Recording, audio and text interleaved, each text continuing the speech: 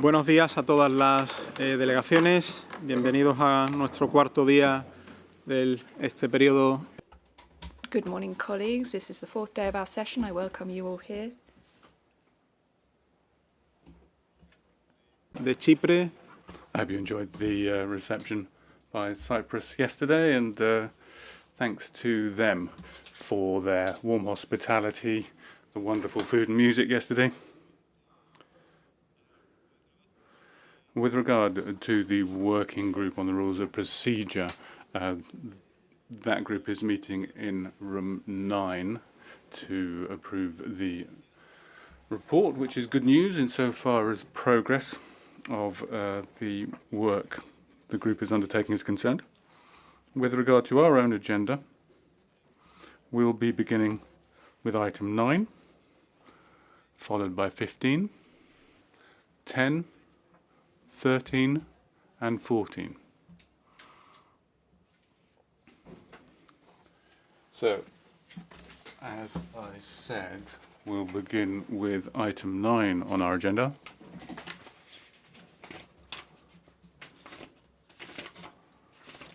The Secretary General might have something to say. Is this for me? We're sharing it, says the Secretary General, for statements. But it's not a present for me, it's more for delegates. Well, I'm lending it to you, Secretary General says, for the meeting. So we've replaced what the MSC chair had with this egg timer to time your statements. I can put it here so you can see it, and so that's a wonderful way to be able to measure our time. Thank you very much, Secretary General. You always take care of the chair. And we move on to item 9 on the agenda on improvements to GSIS. Thanks go to the Secretary General, and I will give him the floor to introduce the document C1339 and provide any additional information. And your time starts now.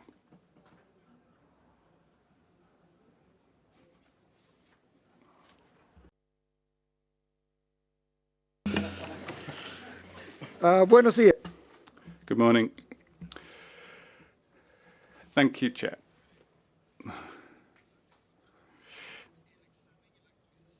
The contract for review and upgrade of GSIS and the organisation's data management was awarded to DXC Technologies and started on the 2nd of September 2024. The contract is scheduled to span over 3.5 months, involving 3 steps covering an assessment of the data management needs, an assessment of the current data management systems, and the development of technical specifications and a data management enhancement plan. Under the supervision of my office, DXC has conducted interviews with the Secretariat staff responsible for the different modules and several member states to identify the needs, utilisation, and issues encountered using GSIS. DXC has also commenced the analysis of the GSIS data structure and architecture, as well as the definition of issues relating to data duplication and data quality. The 3rd phase of the contract is underway and will end in December with the delivery of technical specification for an enhanced GSIS. Following a review of the outcome of the project and analysis of the resources required to implement the technical and functional specification for an enhanced GSIS will be carried out. The remaining funds from the Voyage Together Trust Fund will be committed towards the 2nd phase of the project that will entail the implementation of the proposed GSIS enhancements expected to commence at the beginning of 2025. In the meantime, work continues to be undertaken to address any maintenance support to the current modules, and I've invited all IMO organs to pause requests for the development of new GSIS modules until further progress has been made in relation to the future of the system. Thank you. Thank you, Secretary General.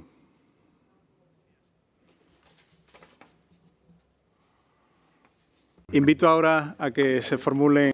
So I now invite comments on the document and information provided by the Secretary General. The Republic of Korea, followed by Saudi Arabia.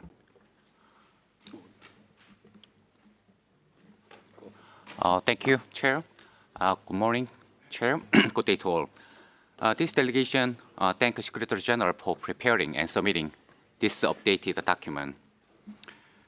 For your dedicated efforts in the management and enhancement of GISIS. This delegation fully recognizes the importance of GISIS to implement the IMO instruments and facilitating the exchange information among member states. Furthermore, this delegation anticipates that utilities of GISIS will continue to be expanded. In this regard, we would like to highlight the following points to ensure the effectiveness of the ongoing enhancement efforts. Firstly, regarding the IMO ship identification number scheme, which is under ship and company particulars module of GISIS, we believe that this scheme is the basic safeguard of international shipping, so it could be improved during the enhancement of GISIS to prevent the unregulated registration of illegal vessels. Secondly, the use of GISIS should be actively considered in the development of ICMM of the IMSAS. This would enhance the capacity of member states to implement IMO conventions effectively and contribute to establishing a sustainable audit framework. Lastly, various views on GISIS enhancement have been shared in other committees of this organization. Therefore, this delegation would like to request Secretariat, upon the completion of the first page of GISIS enhancement, this delegation kindly requests to share each identified areas, not only with the Council, but also with the relevant committees, providing as much detailed as possible. We believe this will ensure that the ongoing GISIS enhancement efforts deliver broader benefits across the organization. Thank you, Chair. Muchas gracias a. Thank you, Republic of Korea. Saudi Arabia, to be followed by India. شكرا السيد الرئيس وصباح الخير لكم جميعا. Thank you, Chair. Good morning, all. Chair, first of all, we would like to thank the delegation of Indonesia and Cyprus who hosted us yesterday, and thanks go to the Secretary General and the Secretariat of the organization for the information that's been provided on GISIS. The Kingdom of Saudi Arabia is acutely aware of the benefit that GISIS can have in enhancing the execution of treaty obligations. Saudi Arabia was one of the first member states to deposit information regarding its national single window system to GISIS. And it continues to benefit from the information provided by other member states on the platform.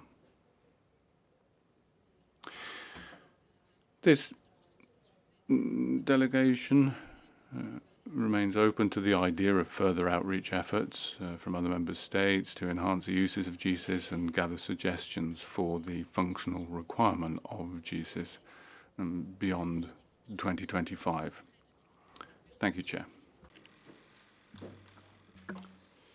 Muchas gracias. Thank you very much. Saudi Arabia, India, followed by Cyprus. Thank you, Chair. This delegation supports the initiative regarding enhancement of GISIS data management plan. We appreciate that IMO Secretariat has initiated sampling of member states with regard to inputting data and uses of GISIS data. India would like to engage with data management company engaged by IMO with regard to improvement in the GSIS portal to discuss the difficulties encountered during the data entry on GSIS module. Further, we submit that sufficient number of data operators needs to be made available at IMO for a faster resolution of problems encountered by the member states. We will also give suggestions to data management company for improvement aspects so that regular data updates become easier for effective discharge of treaty obligations by the member states. Thank you, Chair.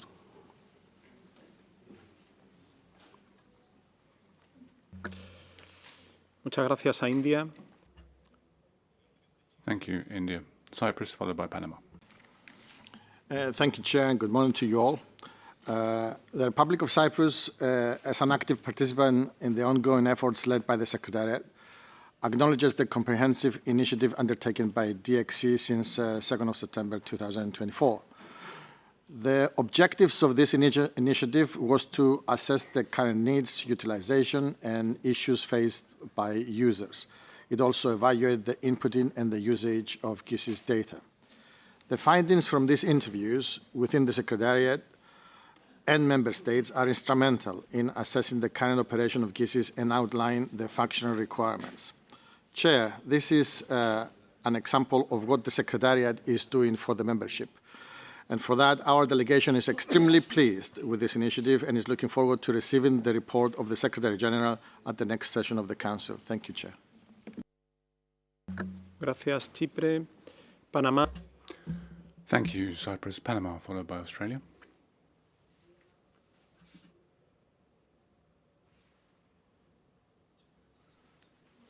Thank you. Can you hear me okay?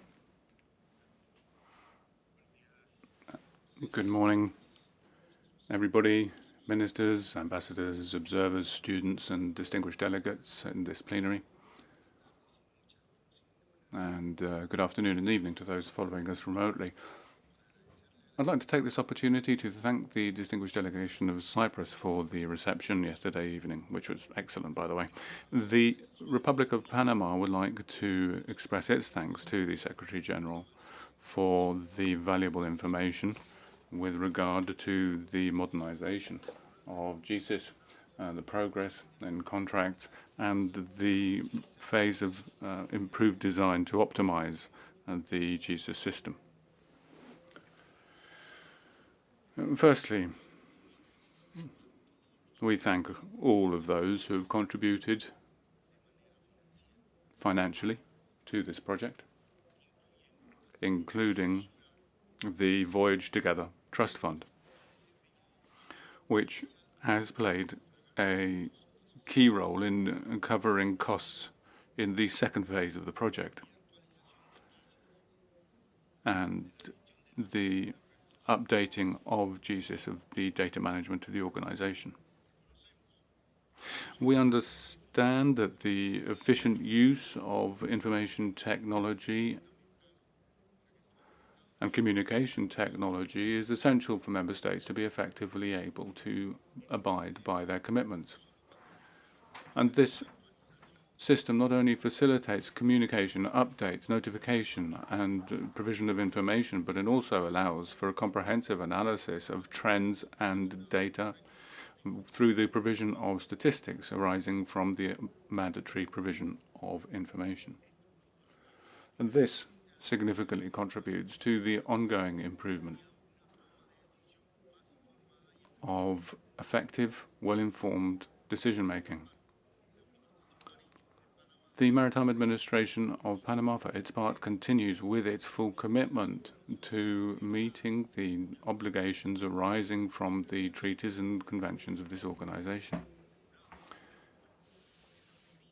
firmly believing that by doing our utmost, we can improve the contribution to the organization's work and the regular update of the various GSIS modules is welcome here. We thank the Secretary General for the ongoing work to ensure that GSIS meets its objectives in the 3 phases which have been agreed as part of this contract, including technical elements and data management elements. We greatly appreciate the modernization of this tool, and we look forward to future updates on progress made. Thank you very much, Chair. Thank you, Panama.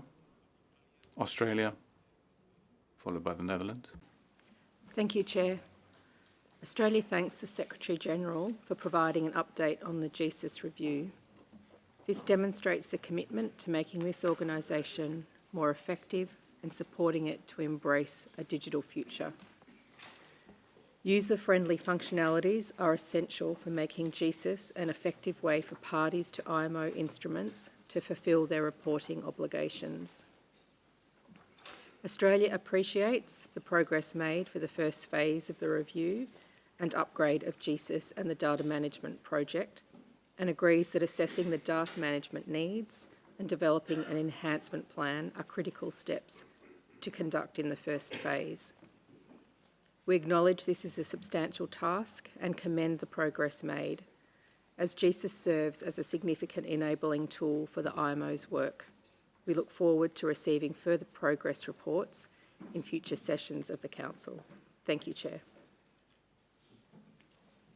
Gracias, Australia. Thank you, Australia. Netherlands, followed by the Bahamas. Thank you, Chair. The Kingdom of the Netherlands would like to thank the Secretariat for document C133/9 and for the organic manner in which the Secretariat has taken up this task on the enhancement of GSIS. This delegation is pleased that Member States have been involved and were able to share their experiences regarding GSIS with the researchers. We look forward to the information for the next Council session. Thank you, Chair. Gracias a... Thank you, Netherlands. Bahamas to be followed by Morocco. Thank you, Chair, and greetings to all distinguished delegates. Chair, we would like to start by thanking Cyprus for yesterday's reception. We thank the Secretariat for taking this very important step, and to be very brief, we would request the researchers to ensure that GSIS is made further user-friendly. And we thank India for their intervention. We think if there are any problems while the work is in progress, we should be able to get quick and efficient support from the team who are manning the GSIS platform at this organization. And finally, Chair, we would request that due importance is given to security issues within this platform. We appreciate there is a members area and there is a public area, but with lots of information coming in and lots of information which will come in with respect to things like DCS and fuel consumptions, etc., we would like the researchers to ensure that there is adequate security within the system and there is adequate backup in case of cybersecurity threats. Thank you, Chair.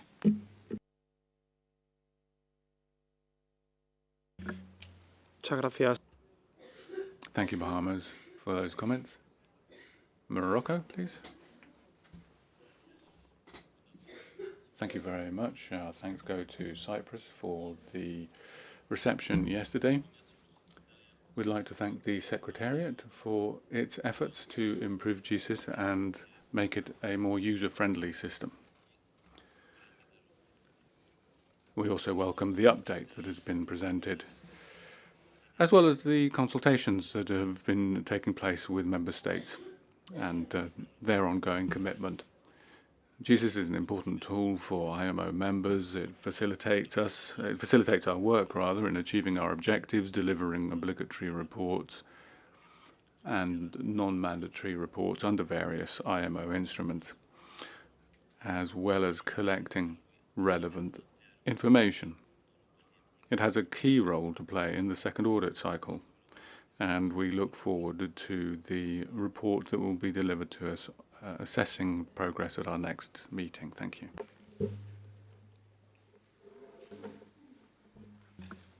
Gracias a Marruecos. Thank you, Morocco. I see no further requests for the floor from council members, so I turn to observer members, beginning with the People's Republic of Korea and moving on to Ecuador.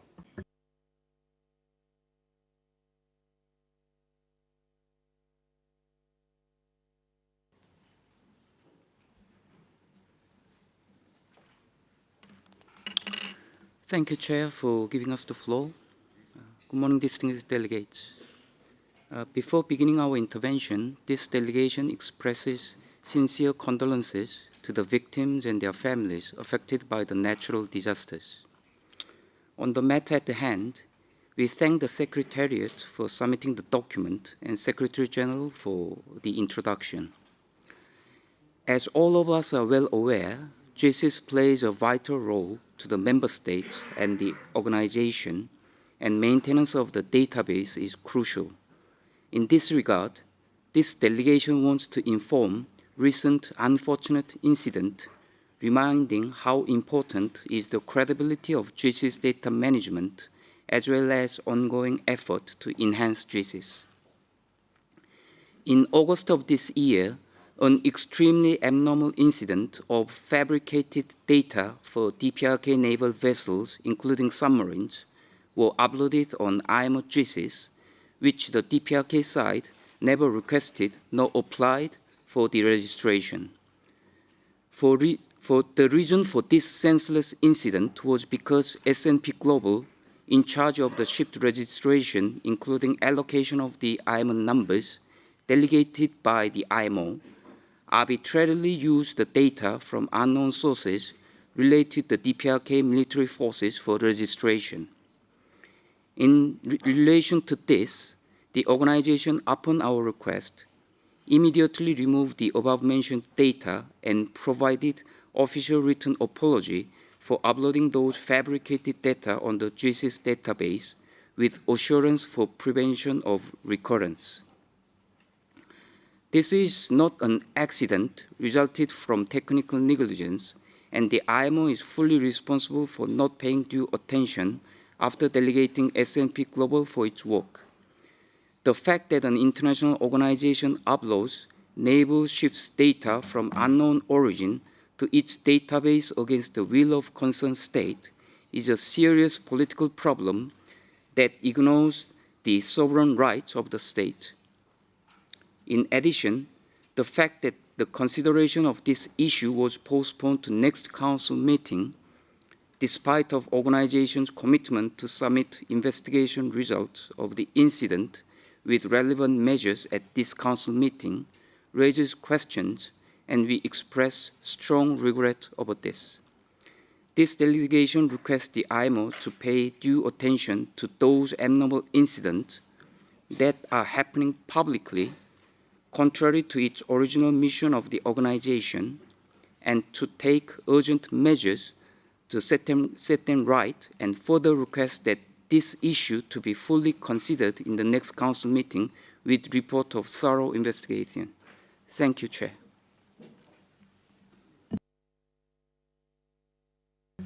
Gracias a la República.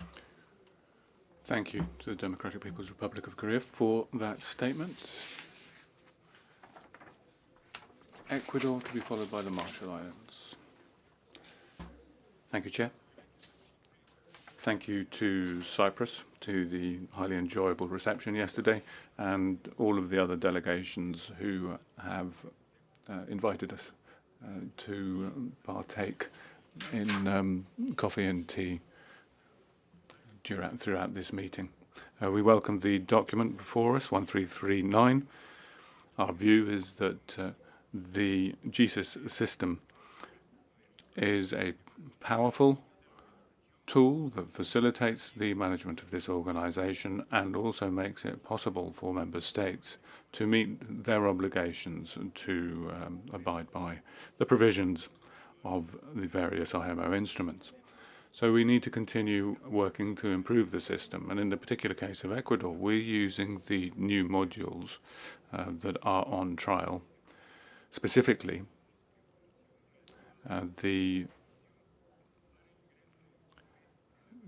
modes relating to independent reports under the STCW. Thank you, Chair. Gracias a Ecuador. Thank you, Ecuador. Marshall Islands, please. Thank you very much, Mr. Chair. Firstly, I'd like to thank Cyprus for the wonderful reception yesterday, and to all those that have warmly hosted us this week. It's much appreciated. We'd like to thank the Secretary-General and the Secretariat for all their efforts in moving this initiative forward. And we would just like to confirm that the Marshall Islands stands by to assist the Secretariat in any way it can to help this move forward. Thank you very much, Mr. Chair.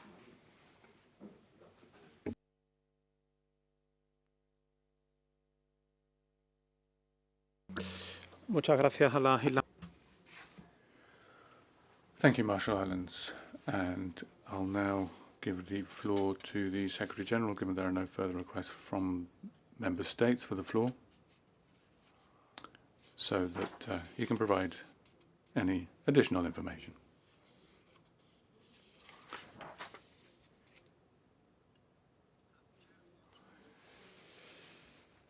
Thank you very much, Chair. And also my thanks go to Council and all members of the organisation for your support for this process, which is so important and beneficial for everyone, not just here, but for the entire maritime sector, in which we are all obviously part. In relation to the IMSAS module, this is one of the modules which has been the focus of most work and improvement in recent years, but I think we're getting to the limit of what can be done. So with the new GSIS, we'll be able to say the benefit, we'll be able to see rather the benefits for all of these modules. Our thanks go to Member States who've actively participated with us, and I've taken note of others who wish to join, and as the progress continues, we'll continue to consult with you on matters of security. It's absolutely essential that any such system is secure, and that is very much part of the review as well.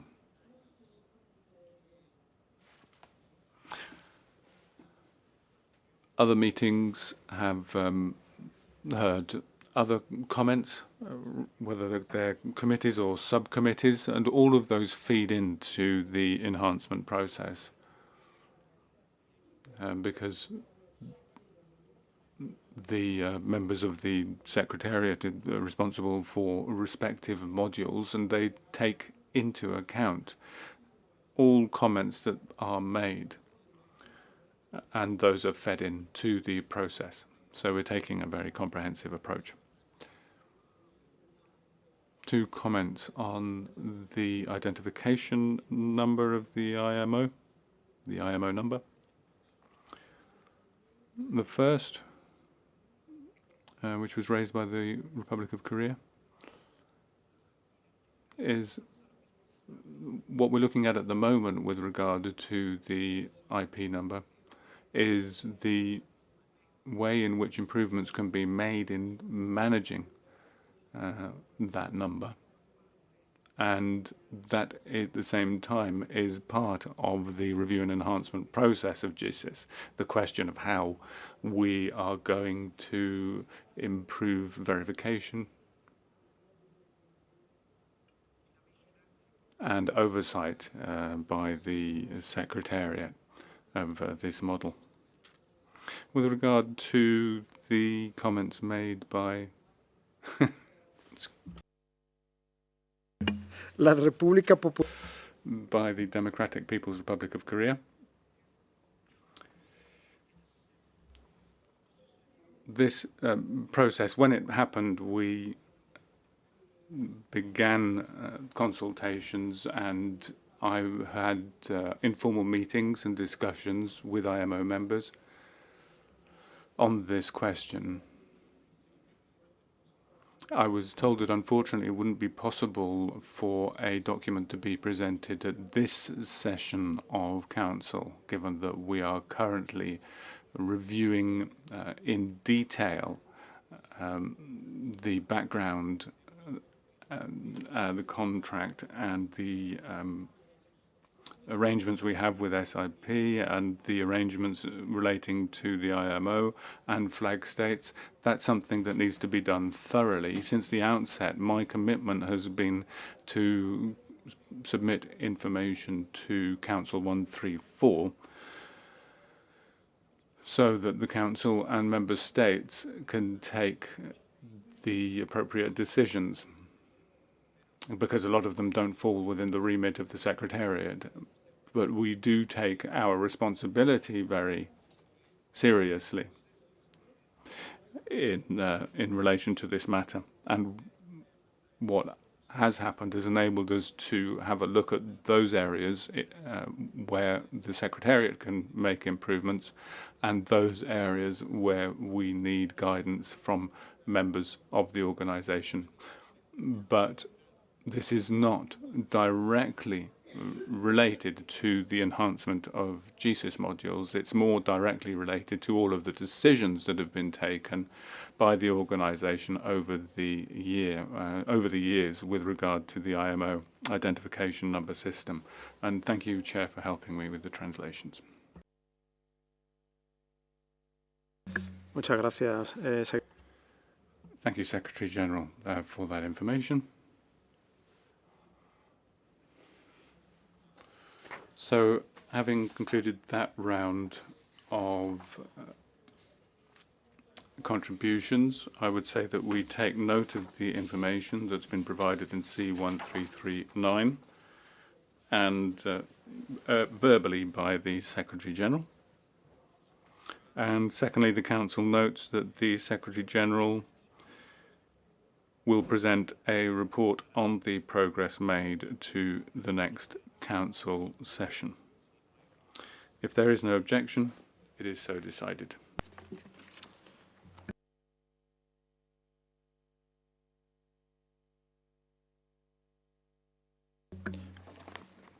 Con esto damos por finalizado el punto 9.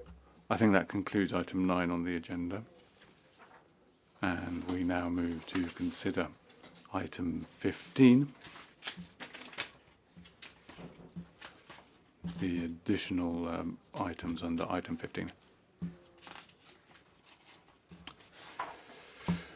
So 4 documents have been submitted under this agenda item, supplementary agenda items under item 15, and I suggest that we first consider document C13315 by the Secretary General on the IMO gift acceptance policy, and that we then consider the 2 documents related to the organisation and method of work of the Council. Document C13315-1, submitted by the United Arab Emirates, and C13315-2, submitted by Canada, taking into account that we already considered a part of the document C13315-1 relating to the in-person presence of the chairs and vice-chairs under agenda item 3. And finally, consider document C13315-3, submitted by Ukraine, on the implementation of resolution A1183-33, the impact of the Russian armed invasion of Ukraine on international shipping. I hope that you will agree with that approach to the items under agenda item 15 before us. And firstly now, I would like to invite the Secretary General to introduce document C13315. Please go ahead, sir. Thank you, Chair. C13315 contains a proposal for a gift acceptance policy and the related procedure in connection with gift offers to both the organisation and IMO staff, including the Secretary-General. As stated in the document, this policy aims to improve the management and preservation of the much-valued collection of gifts of the organisation. I believe that the formalisation of the process for gift donation, together with the transparent criteria for their acceptance, display and retention, will positively contribute to the organisation's heritage, while upholding its principles and reputation. And I trust that you will be able to support the approval of the proposed policy. Thank you. Gracias, Secretario General. Thank you, Secretary-General. I now invite comments on this document.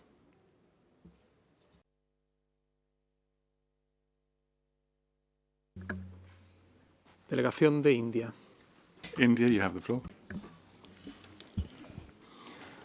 Thank you, Chair.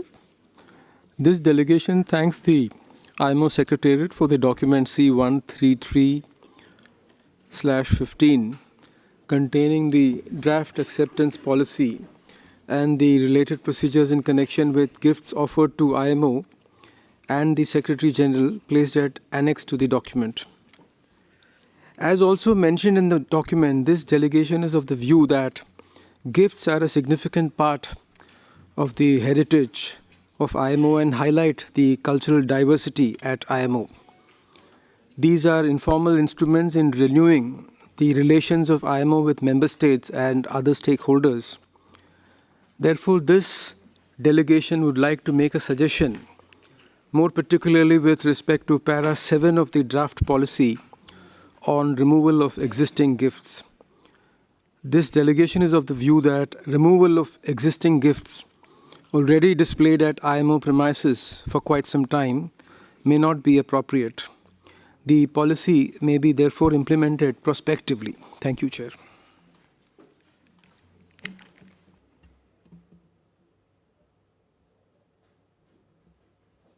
Thank you, India. Cyprus, followed by the US. Thank you, Chair. I apologize for this intervention. It's slightly long. We did send it to the interpreters. We thank the Secretary General for this submission in order to improve the management and preservation of the collection of gifts by the membership of the organization. The introduction of a gift policy is needed for the proper preservation and display of all these very valuable and informative gifts. We support the proposed text of the annex, and we are looking forward to experience the implementation of this policy in the future. We do, however, offer the following comments. One, we assume that the existing gifts displayed within the building represent gifts from the membership of the organization and are currently the ownership of the organization.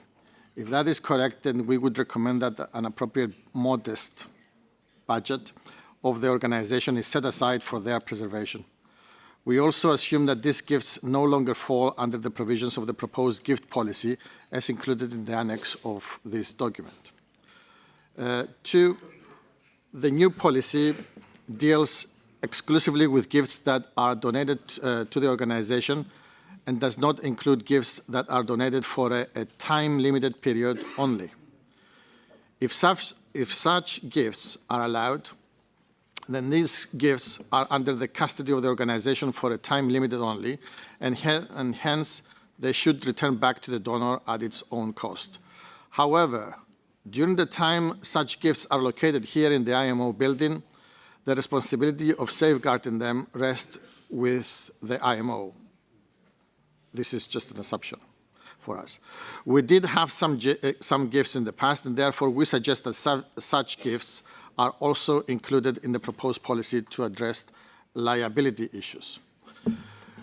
Number 3, we are of the opinion that each member of the organization, bearing in mind the current membership of 174 member states and more than 60 NGOs and IGOs, is or should be limited to a number of gifts presented to the IMO. We suggest a maximum of 2 gifts per member.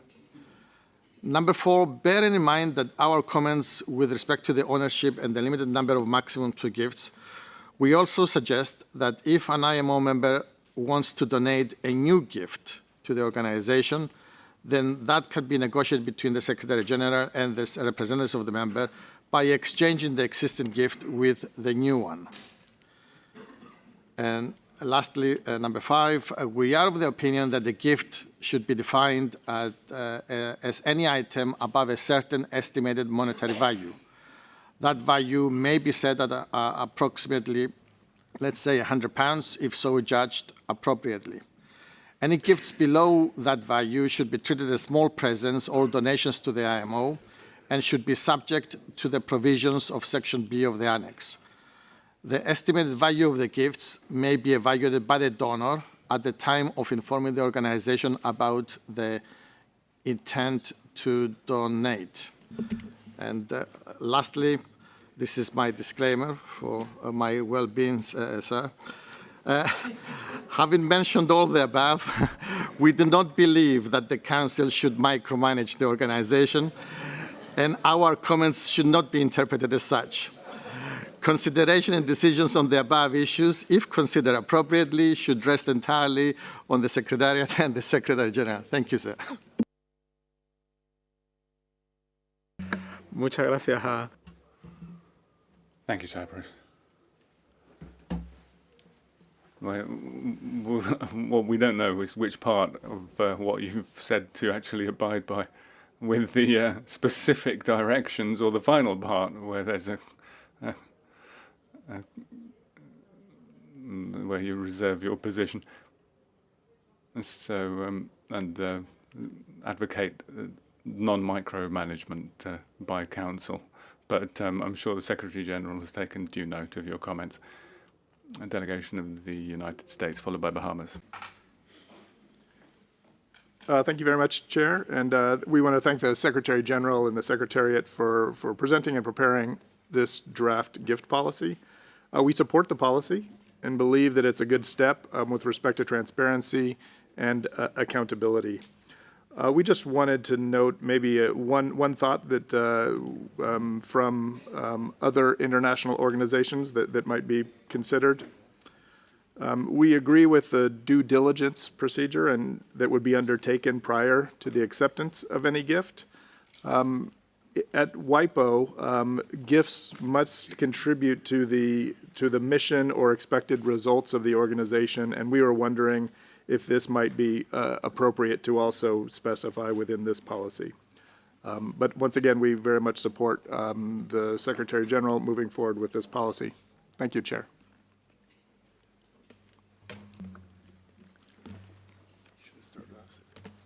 Gracias a Estados Unidos. Thank you, US. Bahamas, followed by Panama.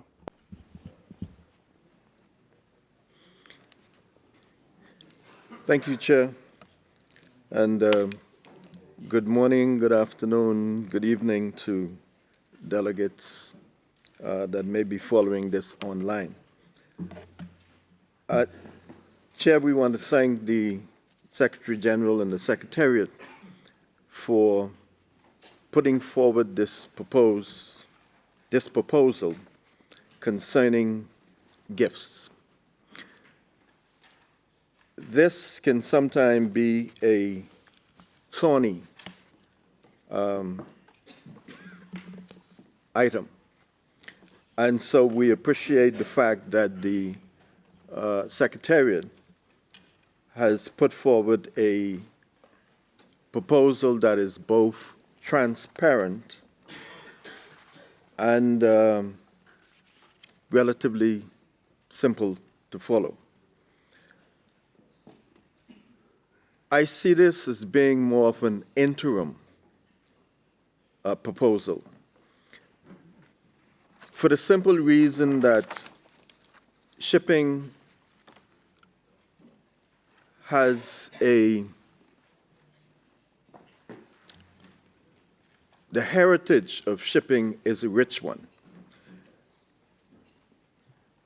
And the IMO, as a specialist agency, need to be the depositor of a section of this industry.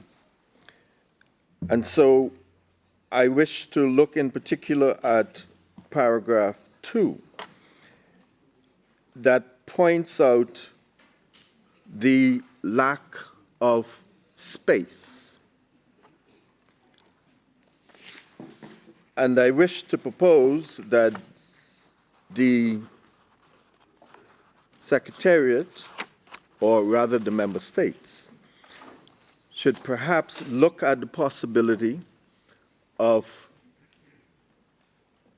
approving a working group to look in the round at how perhaps they may suggest to the Secretary General and the Secretariat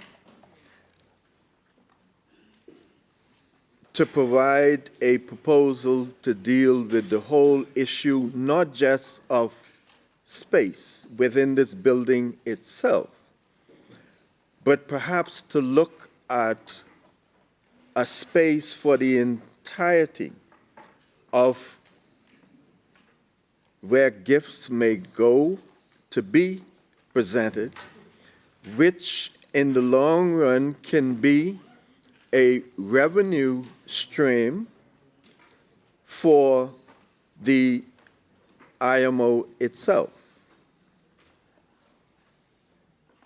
And I will throw that idea out there, looking at this as being a long-term proposal. But in the interim, we accept the proposal as put forward with, of course, suggestions that will be made by other member states. But again, we want to thank the Secretary General for being transparent in terms of how they're going to deal with the gifts and the remit in which the gifts will be accepted. But again, I wish to emphasize that we need a proposal going forward that can be a revenue stream for the organization itself, and that can help to promote the artifacts relating to international shipping. Thank you, Chair.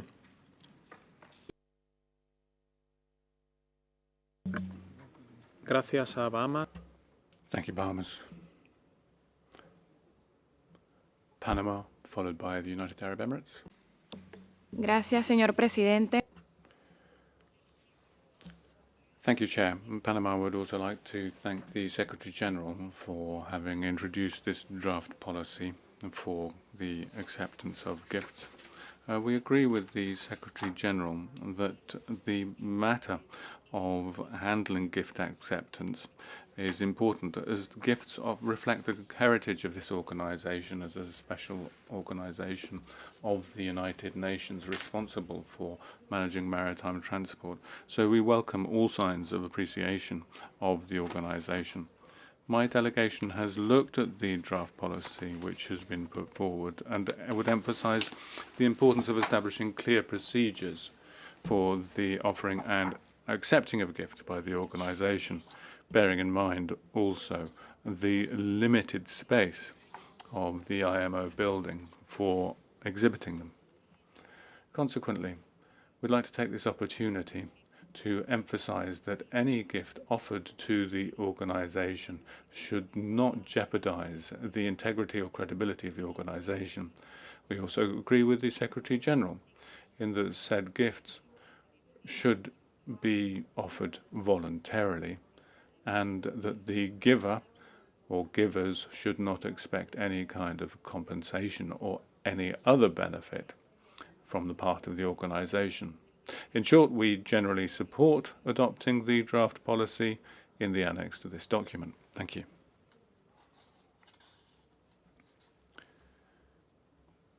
Thank you very much. Panama, United Arab Emirates, followed by Saudi Arabia. شكرا السيد الرئيس. Thank you, Chair. At the outset, my delegation would like to thank Cyprus for yesterday's special reception. The UAE delegation wishes to thank the Secretary General for this document. We do not have any comments. We approve this document. But we have good news for you in addition to the $10,000 gift that we announced during the 82nd session of the MEPC, which is related to the GHGTC Trust Fund. This delegation is pleased to inform the Council that the government of the UAE decided to donate the following: 30,000 dirham in support of the activities of ITCP, and 30,000, I correct myself, says the delegate, 30,000 US dollars and not dirhams in supporting the activities of ITCP, and 10,000 US dollars to support the voluntary multi-donor trust fund in assisting developing countries, especially least developed countries and SIDS, and that is to help them to attend IMO meetings related to the GHG discussions. I hope, Mr. Chair, that these donations do not fall under the IMO gift acceptance policy. And in conclusion, we hope that the Council takes note of these gifts and that they are reflected in your report and inform the rest of the bodies of the organization of these gifts. Thank you. Muchas gracias. Thank you, United Arab Emirates. Saudi Arabia, followed by Kenya.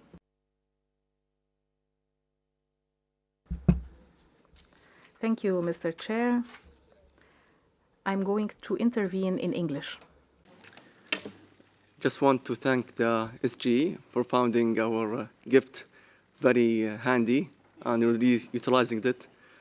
However, can we add to the policy that our gift will not be utilized against the member states? Thank you, Chair.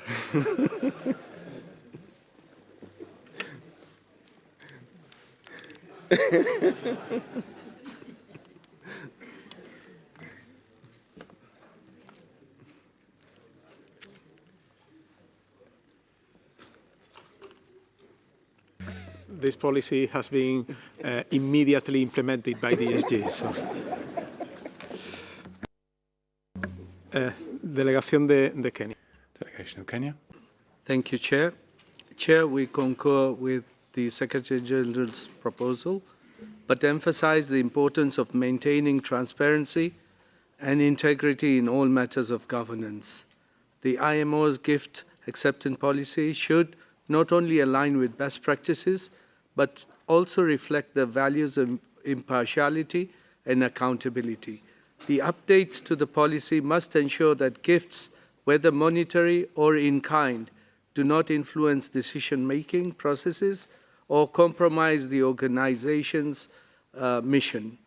Without micromanaging the Secretariat, as indicated by previous delegates, I trust that this Council will ensure robust oversight and clear communication around this issue and its implementation to uphold the public trust that this institution has been held, and a register of any donations be made public.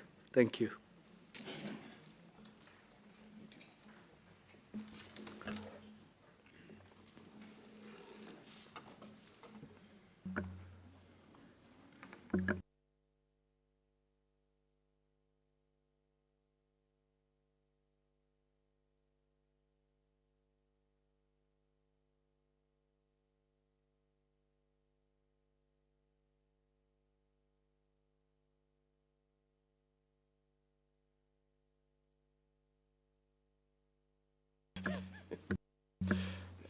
Muchas gracias a Thank you to all delegations who've spoken, and I'll invite the Secretary General to provide further information. Thank you, Chair. And thank you to all members of Council for your comments. And these are the discussions that I really enjoy. And I'll try and respond to all of them, but from the outset, don't forget that today, as things stand, as an organisation, we're very grateful for the gifts. It makes the building more interesting, better, and when we receive visits, it helps us to tell the story of the building. And it's with that in mind that we should consider this proposal. The other thing to say, this is not a retroactive proposal. This perhaps responds to the question of micromanagement that was raised by Cyprus. And it's not the case that once it's adopted, it will be applied to all of the gifts that we already have. No, the ones we have are already registered, and they will be kept as part of the building unless the state that donated the gift decides to withdraw it for some reason. But that, again, that would be a decision that would be down to you. Funds for maintenance, so far as is possible, we try to cover that under the building management costs. It's not always possible. For example, restoring some paintings is extremely acceptable, and maybe we could revert to the donors to see whether they'd help us with that. Moving gifts, I think this picks up on what was touched upon by India. Sometimes it's necessary to move the gifts that are already here, and one of the reasons for that is sometimes I'm asked, well, where's my gift? Why can't it be seen? And that's because when we don't have enough space, we move things around so that everything can be seen eventually. Other things relate to shifting around of office space or other building management issues that are useful both for staff and yourselves, and for that reason we often have to move gifts. And I think, and this is very much in line with what Bahamas said, I think it's my intention to find an appropriate place in the organisation where we can carry out a display. I can't find the words in Spanish, so I'll say as we do in Panama, un display of all of the gifts that we have, which will enable us to tell the story of the organisation. Not a museum, but something that carries out that function of reflecting what the organisation is. I hope this picks up on what the US said, that paragraph 5.2 addresses what you raised about the gifts being relevant to the objectives and functioning of the IMO.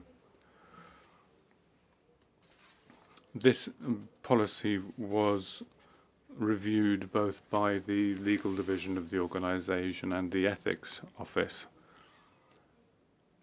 and they considered these policies in comparison with other UN organisations.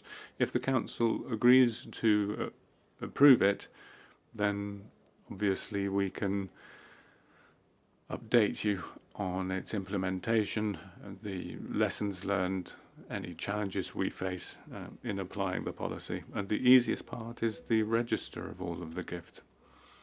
That's something that we have and something that can be made public very easily. And because it's audited, the external auditor reviews the policy, and one of the comments relates to how we maintain the register of gifts and how we report gifts. So the final decision is in the hands of the Council, and thank you very much for all of your comments.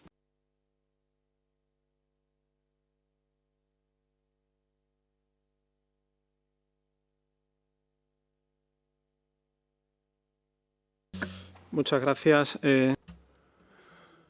Thank you, Secretary General, for your clarifications and answers in response to the comments and questions raised by Member States. And I think in light of the questions and the supplementary comments heard from the Secretary General, we can assume that the Council endorses the IMO gift acceptance policy. If there are no objections, it is so decided.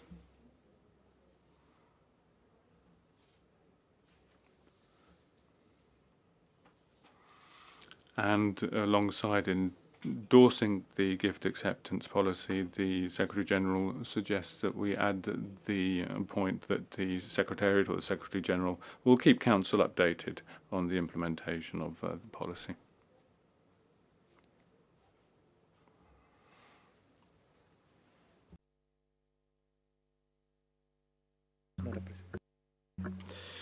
También and will also reflect the donations that the UAE announced.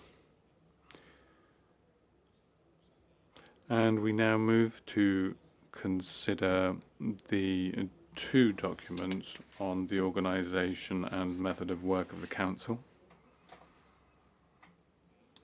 So I invite, first of all, the United Arab Emirates to introduce document, the relevant part of C133 and 15.1. شكرا سيد الرئيس. Thank you, Chair. We have actually considered the relevant part of item 3, section 3. Therefore, we will present the remaining parts relating to the method and organization of work. Regarding the submission of documents, it was noted that documents to the Council can be submitted not only by email to council@imo.org, but also through IMO Docs under the document submission portal. It is therefore proposed to add to the existing paragraph 3.2 the submission via document submission portal at the IMO Docs website. It is also proposed to include an additional text in paragraph 3.9 that the correspondence group should have the flexibility to convene virtual meetings using a suitable platform. It is also proposed to include an additional text in paragraph 3.10 that in a hybrid session, working or drafting groups should bear in mind to the greatest extent possible the difference in time zones in relation to the IMO headquarters, as well as the limitation of IMO hybrid meeting capability. Thank you, Chair.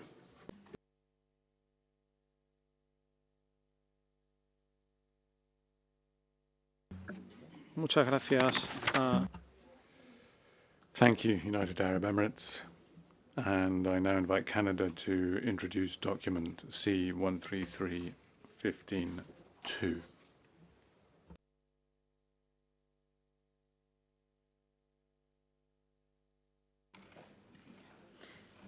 Thank you, Chair, for the opportunity to introduce our submission. In 2022, the IMO developed circular letter number 4627, Guidance on the Use of IMO Hybrid Meeting Capabilities to support member states' navigation and to incorporate best practices in participating in hybrid meetings. Since 2022, Canada has observed meetings where the requirements outlined in circular letter number 4627 were not fully met, making it difficult to hear and effectively engage with remote participants. With Council's decision to make hybrid meetings permanent at its 132nd session, information found in circular letter number 4627, such as the requirement that remote participants use USB-connected tabletop microphones or USB wired headsets with boom mic and connection from a suitable working environment that is quiet and adequately lit, would enhance the effectiveness of meeting with hybrid capabilities. Canada believes that it would be best to remind and reinforce this information by referencing it in the method of work document of Council. Thank you, Chair.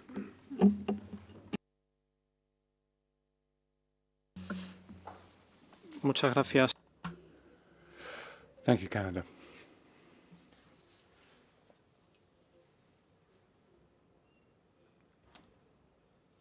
Before inviting comments, I would highlight that we have decided, as you already know, to refer the issue of the presence of the Chair and Vice Chair of the Council to the working group. So this is a matter that will be considered when we look at the report of the working group on Friday. So bearing that point in mind, I would invite you to make comments on both documents and would encourage specific comments on the remaining proposals that have been made in the documents. You have the floor.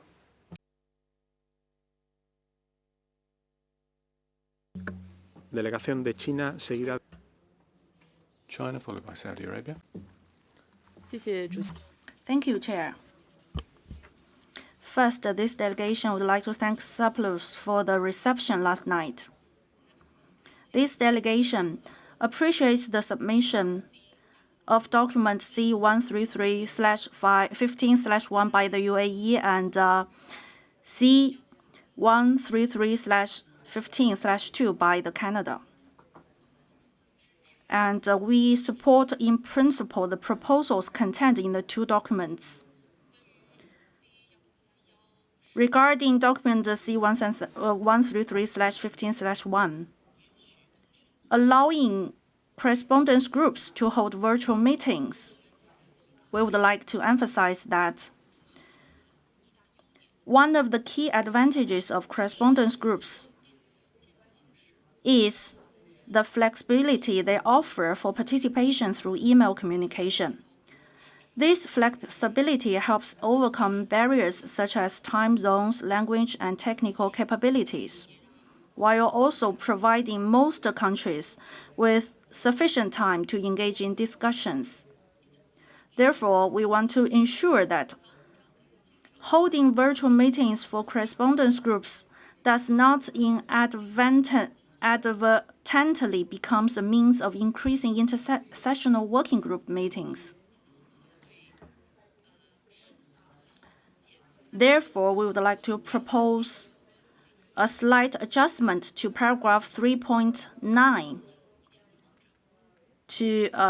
and the suggested text for reference as follows. The difference in time zones, the correspondence group should have the flexibility to convene virtual meetings using a suitable platform with the purpose strictly limited to clarifying any doubts that might hinder the proceeding of the work of the correspondence group. 如果需要的话 If it is needed, we can provide the Secretariat with this suggested amended text. As for document C133/15/2 by Canada, we support to include the guidance on the operational of hybrid meeting capabilities into the method of work in order to ensure consistency between the working methods and practice. Thank you, sir.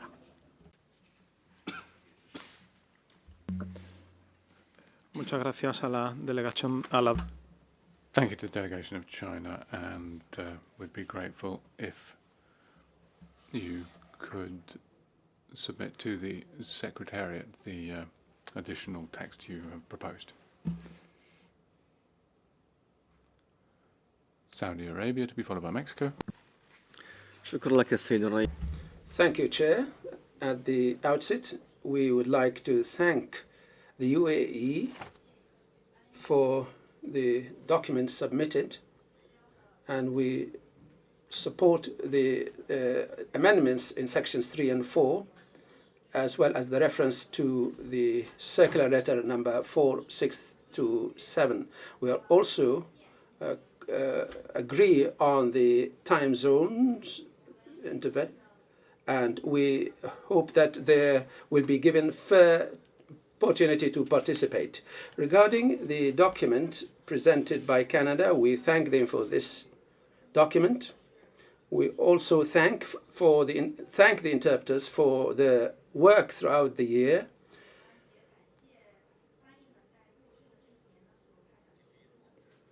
We appreciate the way they deal with problems of sound, especially from remote participants.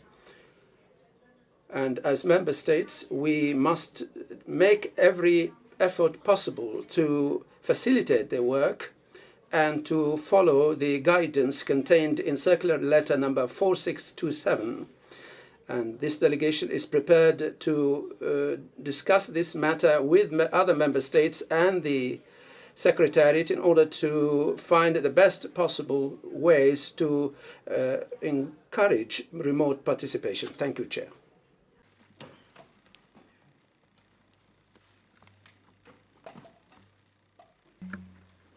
Muchas gracias a Arabia Saudí. Thank you very much, Saudi Arabia. Mexico to be followed by Germany. Thank you very much, Chair. Thank you to Cyprus for yesterday's reception. And thank you to the UAE for the document C-133-15-1.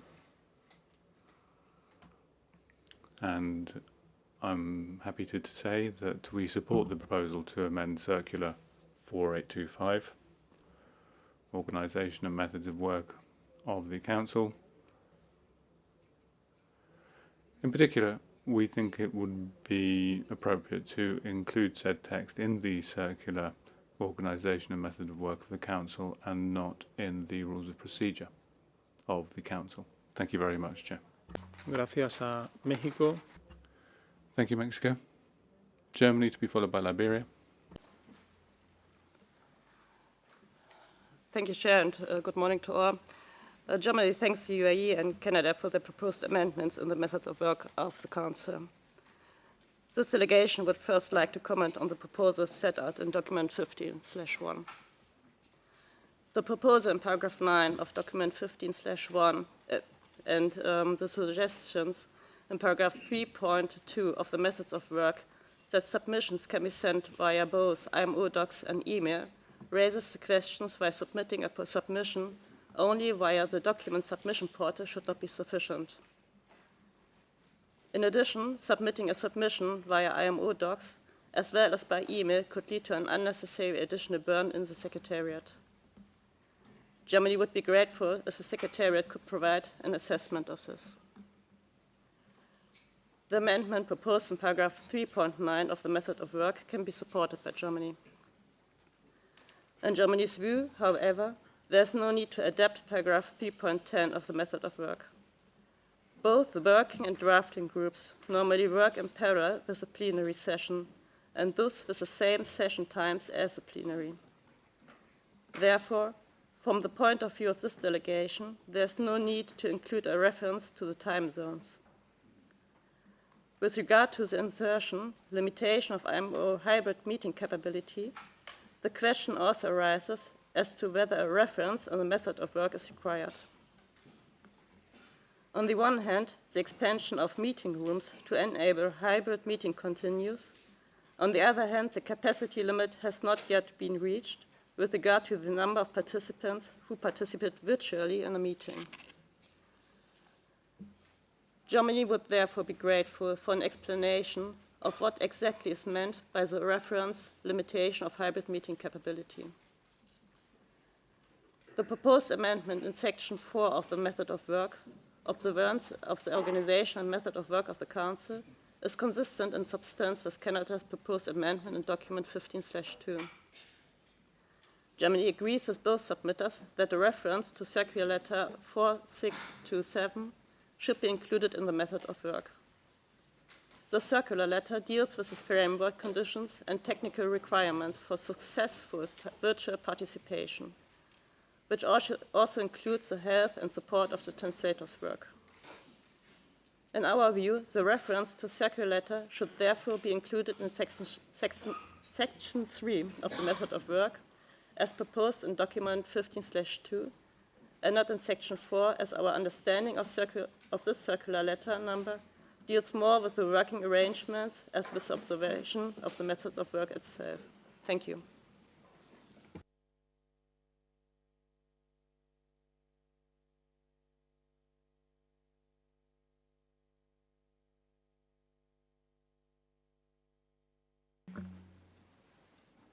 Gracias a Alemania. Thank you, Germany. Liberia, followed by the United States. Thank you, Chair. Liberia would like to extend thanks to Cyprus for the warm reception last evening. Chair, Liberia thanks the UAE for document C133/15/1. Liberia can support the submission of documents at IMO DOC's website. As it relates to the flexibility of correspondence group to convene visual meetings using a suitable platform, while that is welcome, the issue of time difference in zones will always be there, no matter the platform used. Hence, member states wishing to join such correspondence group will have to bear that in mind. Thank you, Chair. Muchas gracias a... Thank you, Liberia. United States, followed by Greece. Thank you, Chair, and good morning, good day to all the delegates. Like others, we thank the UAE and Canada for the submission of these documents. And in general, we can support the suggestions and recommendations being made. With regard to the paragraph, I think 3.9, and the use of virtual meetings and correspondence groups, we think the point made by China is valid and needs to be considered. Correspondence groups have a specific purpose, and holding virtual meetings can make it difficult for some delegations. We do support the proposal in 3.2 in the UAE document. But like Germany in 3.10, I think we had some question exactly what was meant by the limitation of the IMO hybrid meeting capability. And then, Chair, I have a general question which I'm somewhat embarrassed to ask because I've been coming to this delegation a long time, but I don't know the answer. And this relates to why the Council's method of work come out in a circular letter, and as changes are made, then it's a new circular letter we have to track and identify where the method of work is. If we look at the practice in the other committees, it is a circular of the committee, so it's always easy to identify where it is and what the relevant revision is that is valid at the time. So if there's any advice or if there's consideration to making this more easy for us poor delegates to try to track our method of work, we'd appreciate it. Thank you, Chair.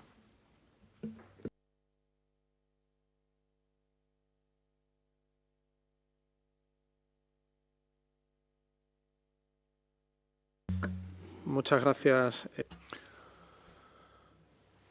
Thank you, US, for those comments and suggestions. Greece, followed by United Arab Emirates.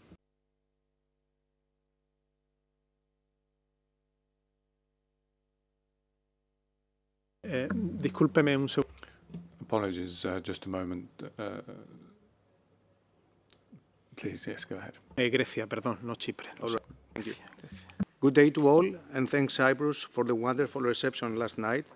We would like to express our sincere appreciation to the United Arab Emirates for submitting the proposal under examination.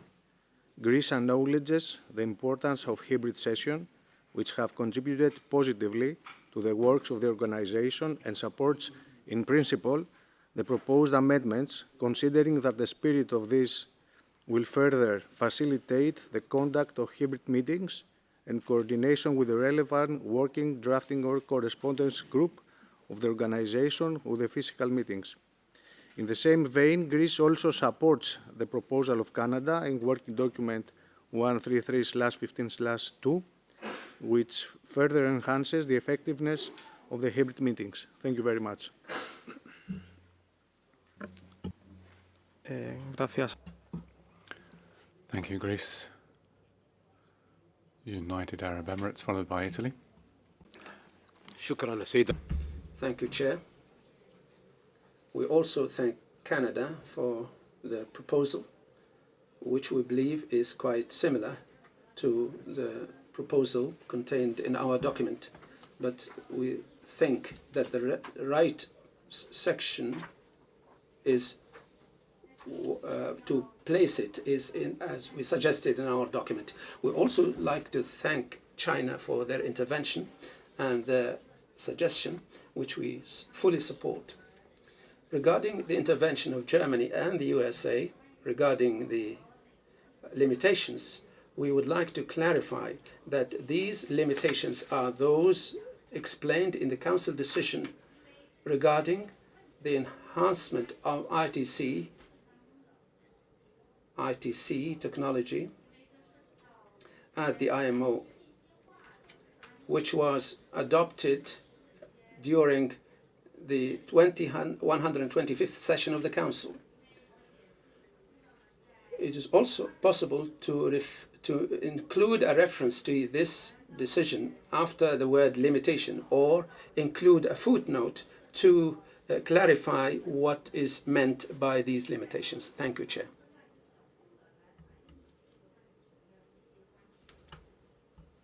Muchas gracias.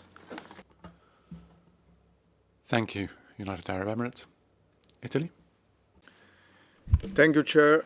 Italy thanks Cyprus for the wonderful reception of yesterday evening. To be brief, Italy thanks Canada and UAE for the documents and would like to echo the statement and observation just made by Germany. Finally, we support the inclusion of a reference to the Circular Letter 4627 while waiting to properly address the rule of procedures. Thanks, Chair.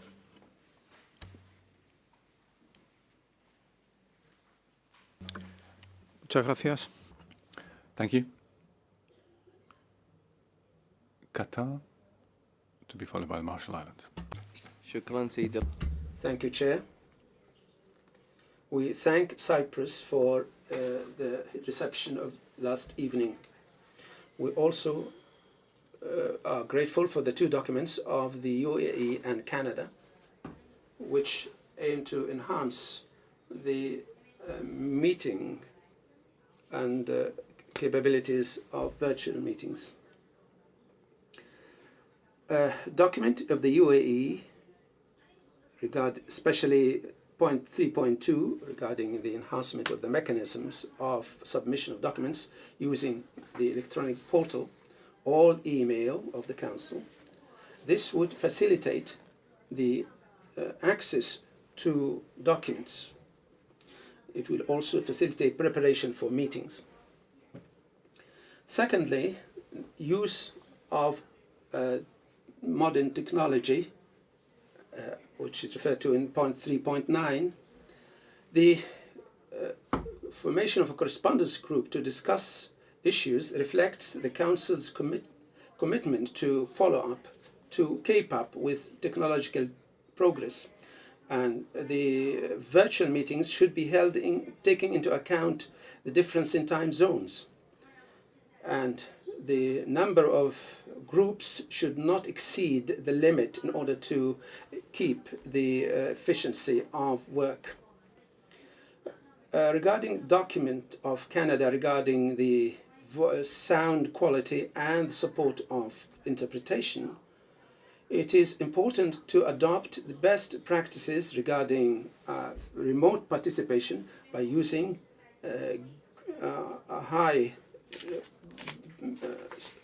good recommended microphones, and to work in appropriate environment.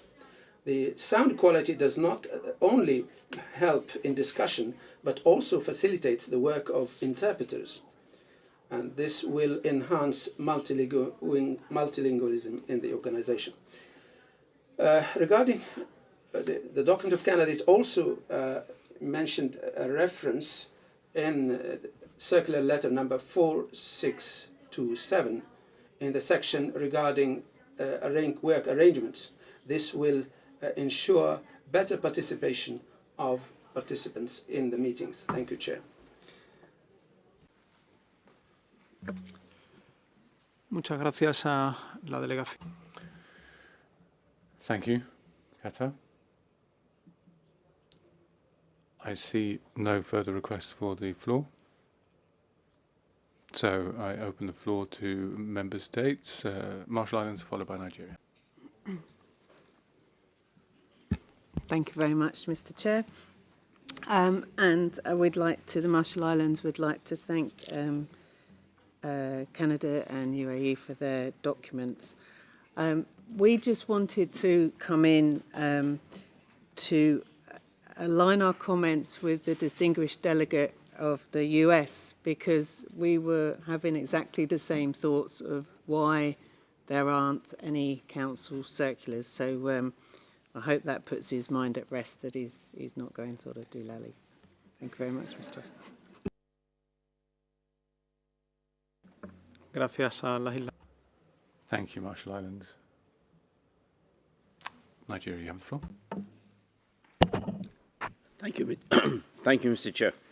Good morning, Excellencies, distinguished colleagues. Nigeria thanks Cyprus for the reception provided evening of yesterday, and Nigeria appreciates the proposal from the United Arab Emirates regarding amendments to the organization method of work of the Council, particularly considering the integration of hybrid meeting capabilities. We recognize the value of these adjustments, which aim to improve efficiency and inclusivity, ensuring that all member states can fully participate in Council deliberations, whether in person or remotely. We support the UAE proposal to encourage in-person presence of the chair and vice chair and heads of working or drafting groups whenever possible, as this will facilitate stronger leadership and clear communication during Council sessions. Furthermore, Nigeria supports the recommendation to streamline document submissions through the IMO Docs portal and welcomes flexibility offered to correspondent groups in using modern communication technologies. We believe these measures will enable more efficient coordination and decision-making, especially given the increasing complexity of issues before the Council. We are confident that these amendments will contribute to a more robust and adaptable framework for Council operations, enhancing our collective capacity to address both current and future challenges. Thank you, Mr. Chair.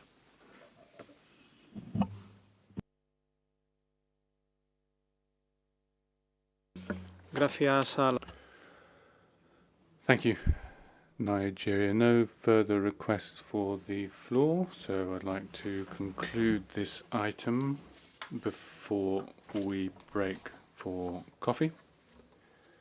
And I'll give the floor to the Secretary General to respond to some of the proposals we've heard, particularly from the United States and the Marshall Islands, with regard to the Council circular, which could be incorporated into the organisation and method of work of the Council, and then I will return with a proposal to move forward on the basis of the comments we've heard. Secretary General.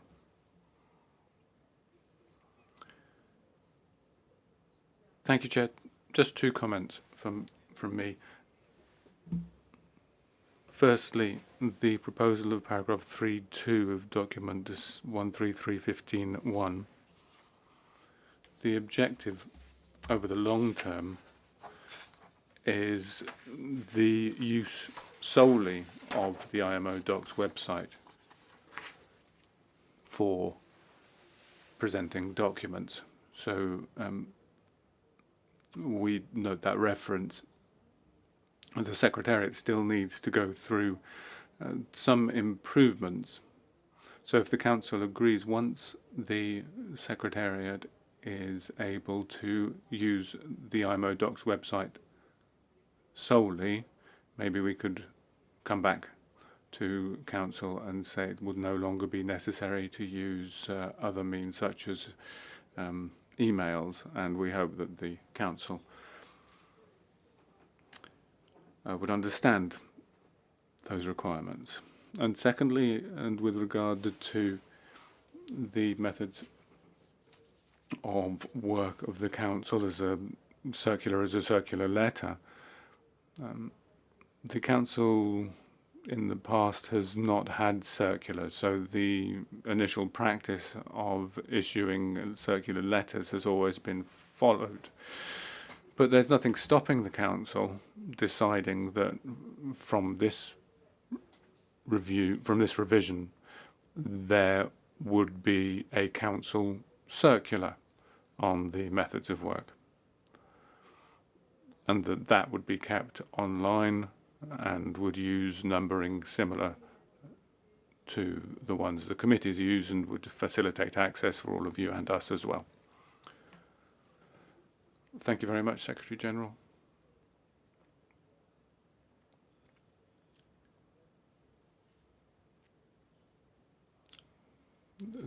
Is your comment in relation to what the Secretary General has just said, United Arab Emirates? Please go ahead. شكرا سيد الرئيس ونشكر الأمين العام على هذه Thank you, Chair. We thank the Secretary General for the clarifications. We would just like further clarification on one point. As you know, at the Council's 125th session, we approved a resolution on strengthening ICT within the organisation, but we don't have a number associated with this resolution. We can only find it as an annex to the report of this Council session. So could you clarify that for us? Do all Council resolutions have a number? Of course, taking into account the importance of our comments relating to this resolution. Thank you.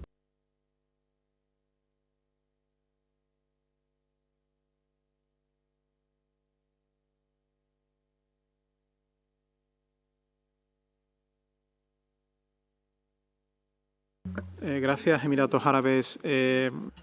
Thank you, United Arab Emirates. You'll receive a response shortly from the Secretariat on that, but allow me just to focus on the matter under discussion under item 15, and to do so in light of the discussions we've just had. I propose that the Council accept that the Secretariat produce a J-doc reflecting the comments and additional proposed changes to sections 3 and 4 of the methods of work of the organisation, of the Council rather, with a view to facilitating the endorsement of these changes more efficiently. After the coffee break, I can let you know when we would have that J document available for consideration by member states and consider it in plenary subsequently. So if you agree with that approach, then that concludes for now our discussions under this item. And I would now invite us to take this morning's coffee break.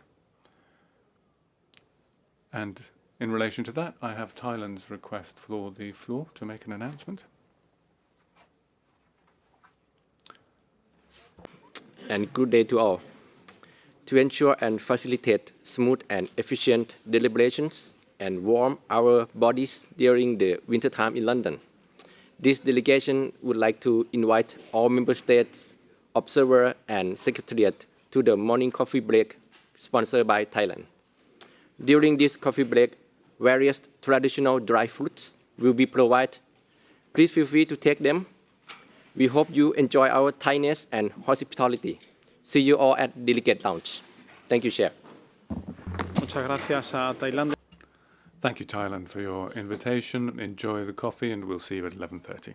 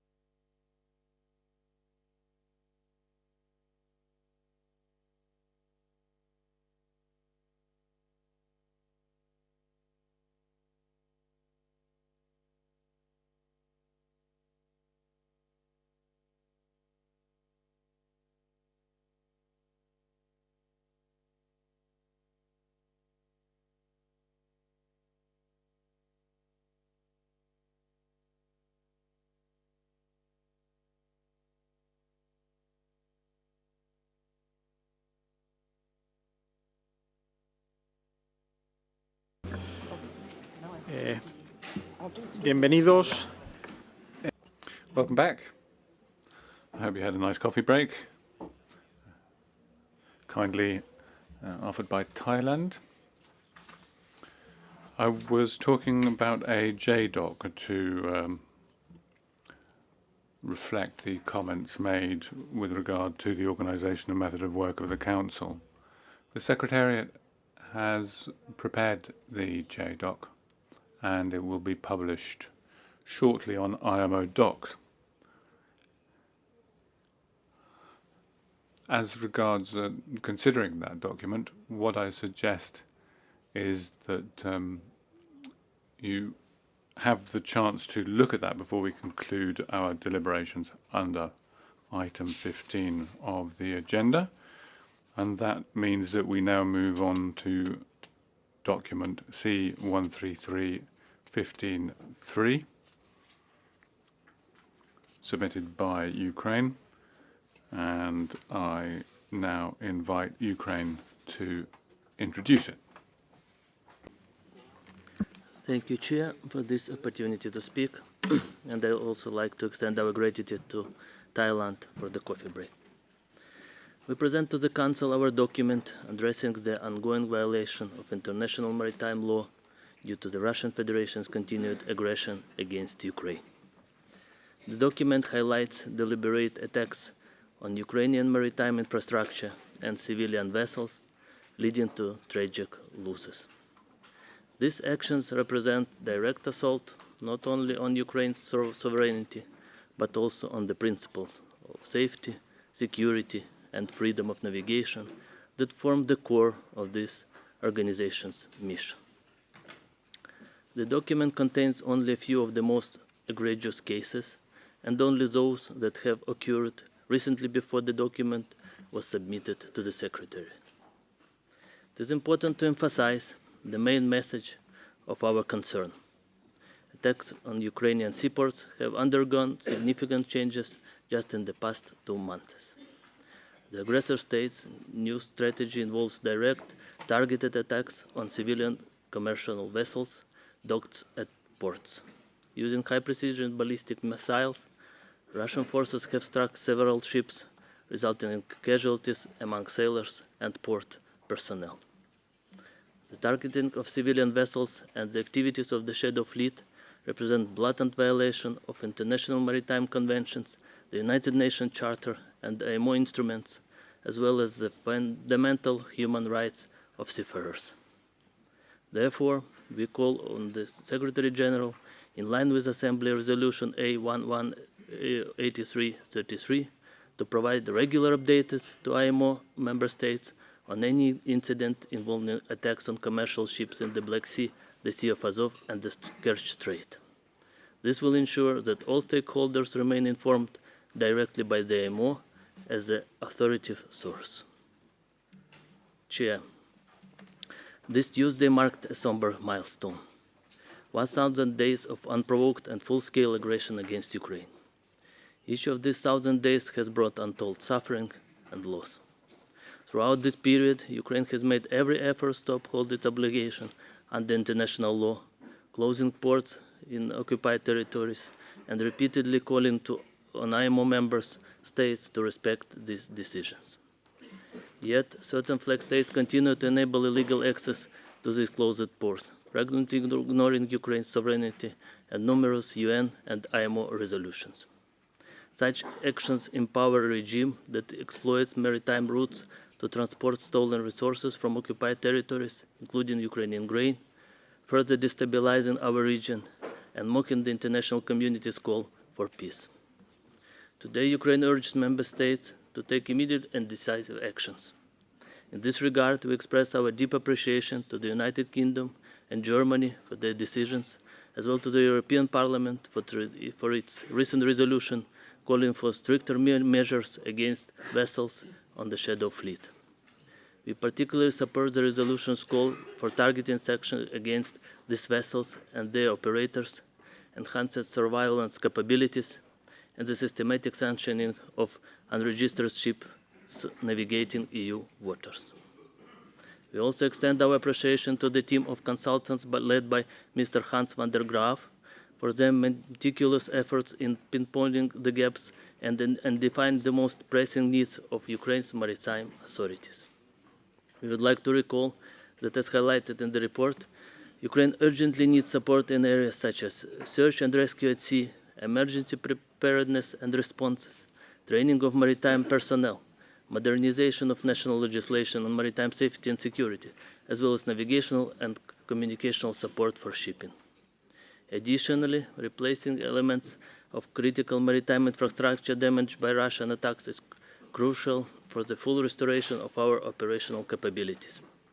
We would like to extend our gratitude to those countries that are prepared to contribute toward the above-mentioned goals, as well as to the Technical Cooperation and Implementation Division of the IMO for their ongoing support and willingness to assist in addressing these urgent needs. We continue to encourage all other member states to contribute to the ITCP fund in support of Ukraine and request the presence of IMO experts on the ground. Such a mission would assist us in setting up the necessary equipment and providing expert support. Additionally, we are confident that their presence will help provide a clear understanding of the full scale of destruction and the humanitarian suffering caused by continuous missile and drone attacks directly targeting civilian infrastructure. Chair, it must be acknowledged that the measures currently implemented by the organization to ensure the Russian Federation compliance with the international obligations in maritime navigation have proven insufficiently effective. The hope that a law-breaking state would need the call of this organization, backed by overwhelming majority of its members, has regrettably been dashed. Despite the actions taken, the situation remains unchanged, and the Russian Federation continues to brazenly disregard the rules and regulations that govern international maritime navigation. Moreover, it is important to openly acknowledge that the principle and define the internationally recognized regime of maritime navigation established in 1948 are now under immense and unprecedented threat due to Russia's destructive actions. This threat has not diminished even in the face of extraordinary measures taken by the organization. Ucrania. Delegation of Ukraine. Apologies for the interruption. Could you possibly speak more slowly to help the interpreters in their work? Sorry. Muchas gracias. In response to these challenges, Ukraine appeals to the organization, member states, observer states, international organizations, and NGOs to support our efforts to implement a comprehensive response. As outlined in paragraph 23 of our submission, only collective, decisive action can protect the future of international maritime trade and uphold the principles upon which this organization was founded. We would also like to draw attention to the statement by the Ukrainian government representative circulated through IMO Circular Letter number 4933, dated October 15, 2024. In this document, IMO member states are urged to take more decisive actions to limit Russia's ability to use international maritime shipping to fuel its aggression against Ukraine and escalate the war, which, with the involvement of the North Korean military, is increased turning into a new world war. Chair, this country has a mandate to act. We cannot allow the flagrant aggression of a member state to continue undermining the foundations of international maritime law and violating global maritime navigation. Ukraine requests that IMO use every tool at its disposal to reinforce our collective values, to prevent further escalation of use of maritime navigation for war, and to guarantee that international waters remain safe and secure for all. Thank you, Chair. Gracias. Thank you to the delegation of Ukraine. And I now invite the Secretary General to provide his update. Thank you, Chair. In keeping with paragraph 20 of Resolution A118333 on the impact of the Russian armed invasion of Ukraine on international shipping. I confirm to the Council that I continue to monitor the situation in the Black Sea closely, and at the beginning of this session, in my opening statement, I expressed my concerns about incidents that took place in the month of October. As reported to Council 132, the IMO Secretariat has provided Ukraine with the needs assessment report and recommendations for consideration. In terms of further technical cooperation assistance to Ukraine in implementing IMO instruments as they continue to operate the Special Maritime Corridor, any further assistance will depend upon the outcome of the review of the recommendations by Ukraine and financial contributions from member states to finance the implementation of any agreed follow-up actions. Thank you. Gracias, Secretario General. Thank you, Secretary General. I would now invite comments on the document and the information provided by the Secretary General. The floor is open. Delegación de España. Spain, you have the floor. Thank you very much indeed, Chair, distinguished delegate. Spain, on behalf of the Member States of the European Union and the European Commission, wishes to express the EU's and its members' full solidarity with Ukraine and the Ukrainian people, and condemns in the strongest possible terms the illegal, unprovoked and unjustified aggression of Russia against Ukraine. The IMO Assembly, in its 33rd session, strongly condemned with Resolution A33, Res 1183, the Russian Federation's violation of the territorial integrity and the sovereignty of Ukraine, while highlighting that the actions of the Russian Federation are inconsistent with the principles and purposes of the IMO, as set forth in Article 1 of the Convention. Russia's war of aggression against Ukraine continues to threaten peace and security in Europe and worldwide, and has had severe global consequences, including in the form of increased food insecurity and rising energy prices. Russia should also take steps to respect international law, in particular the UN Convention on the Law of the Sea, and avoid destabilizing actions that threaten freedom of navigation and overflight in the Black and Azov Seas, which endanger shipping and seafarers' safety as well. Spain condemns the recent escalation of attacks by the Russian Federation on commercial ships operating in the territorial waters of Ukraine and in the broader area of the Black Sea. Such attacks on ships flying the flags of third countries which are not parties to the military conflict constitutes a violation of international law, the IMO Convention, and have led to the loss of lives of innocent seafarers working on board these vessels. As a result, Spain condemns the recent Russian attacks on commercial ships operating in the Black Sea in the strongest possible terms, and urges the Russian Federation to cease these attacks immediately, since they are leading to the loss of seafarers' lives, while they violate the IMO Convention and are against the IMO Assembly Resolution A 1183-33.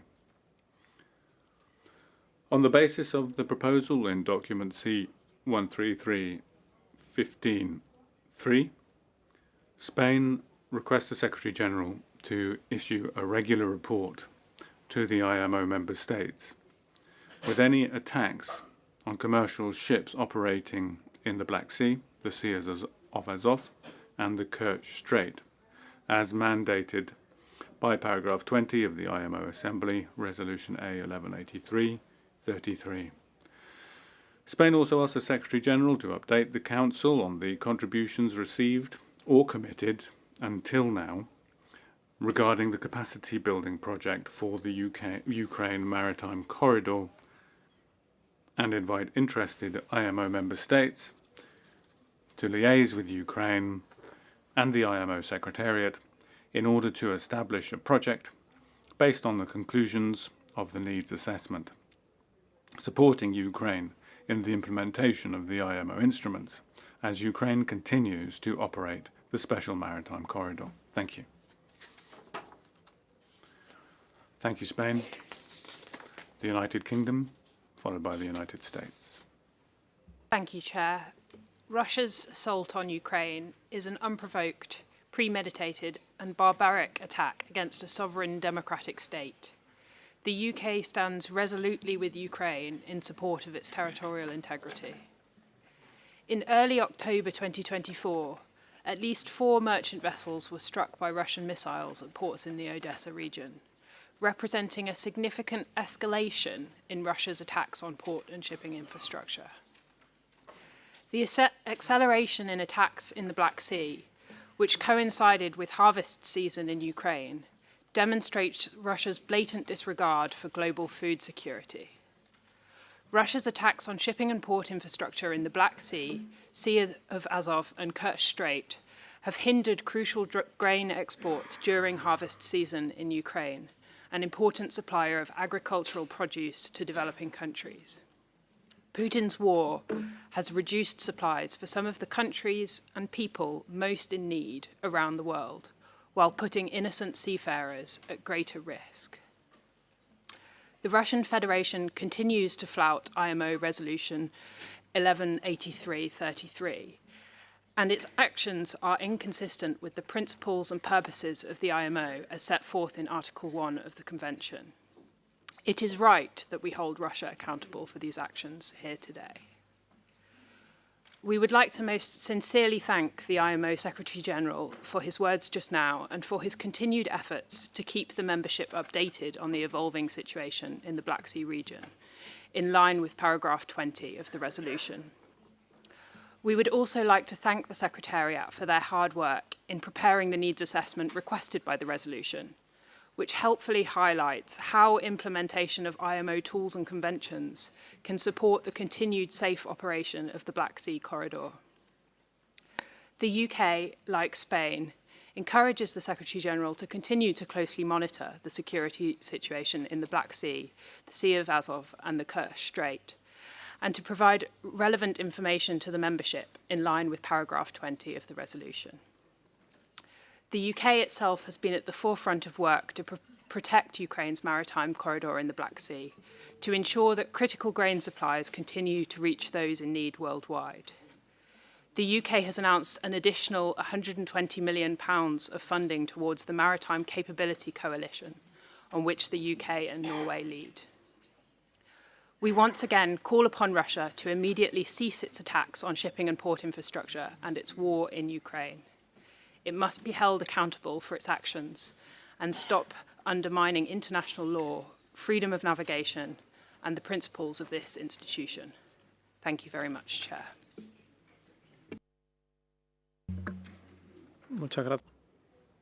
Thank you, UK. United States, followed by Japan.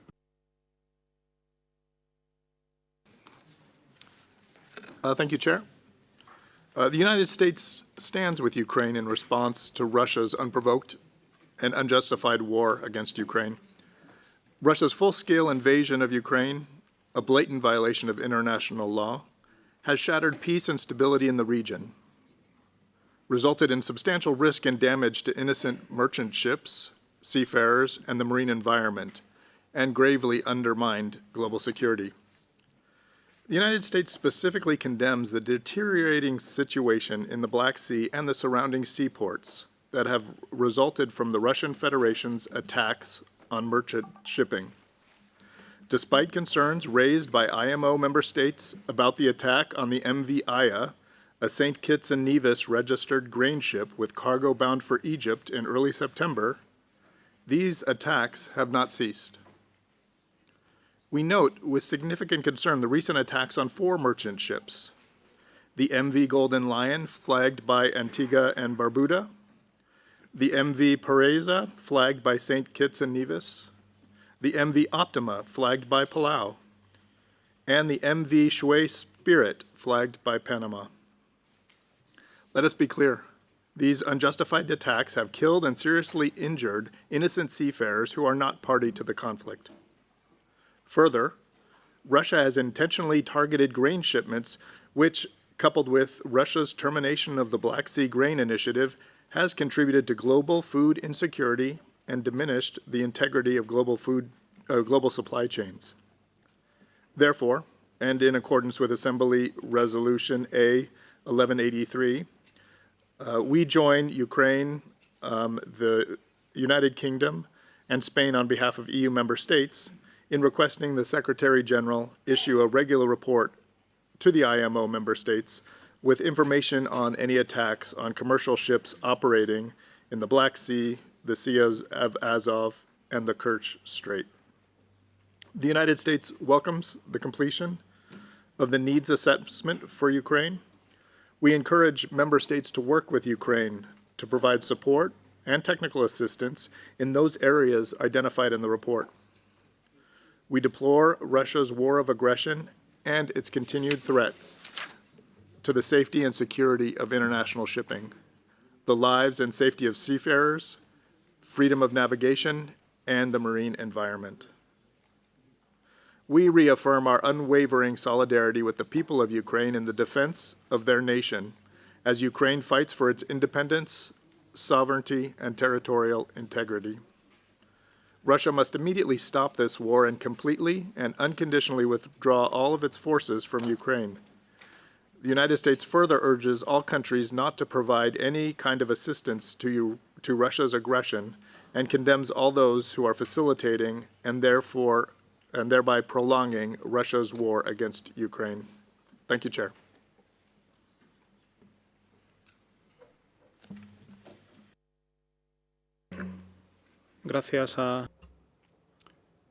Thank you. US. Japan, followed by Canada. Thank you, Chair. Japan thanks Thailand for offering the coffee at the last break. And Japan thanks Ukraine for the submission C-133-15-3. And we share its grave concern on the ongoing threat to the ships and the seafarers in the region.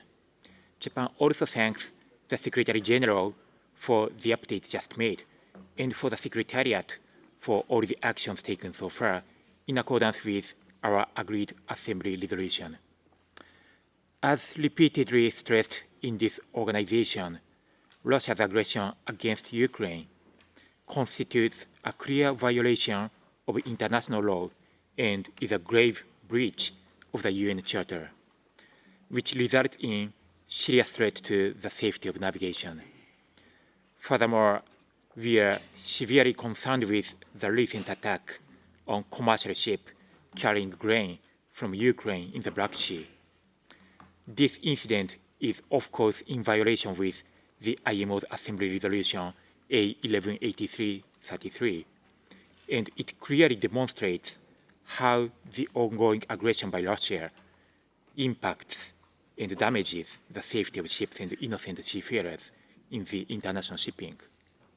Therefore, Japan again condemns Russia's aggression in the strongest terms and urges Russia to cease its ongoing aggression and to withdraw its troops and military equipment immediately, completely, and unconditionally from the entire internationally recognized territory of Ukraine. Finally, Chair, recalling the IMO's Assembly resolution, we join previous speakers in requesting that the Secretary General closely monitor the security situation of ships in the region and provide regular updates. Thank you.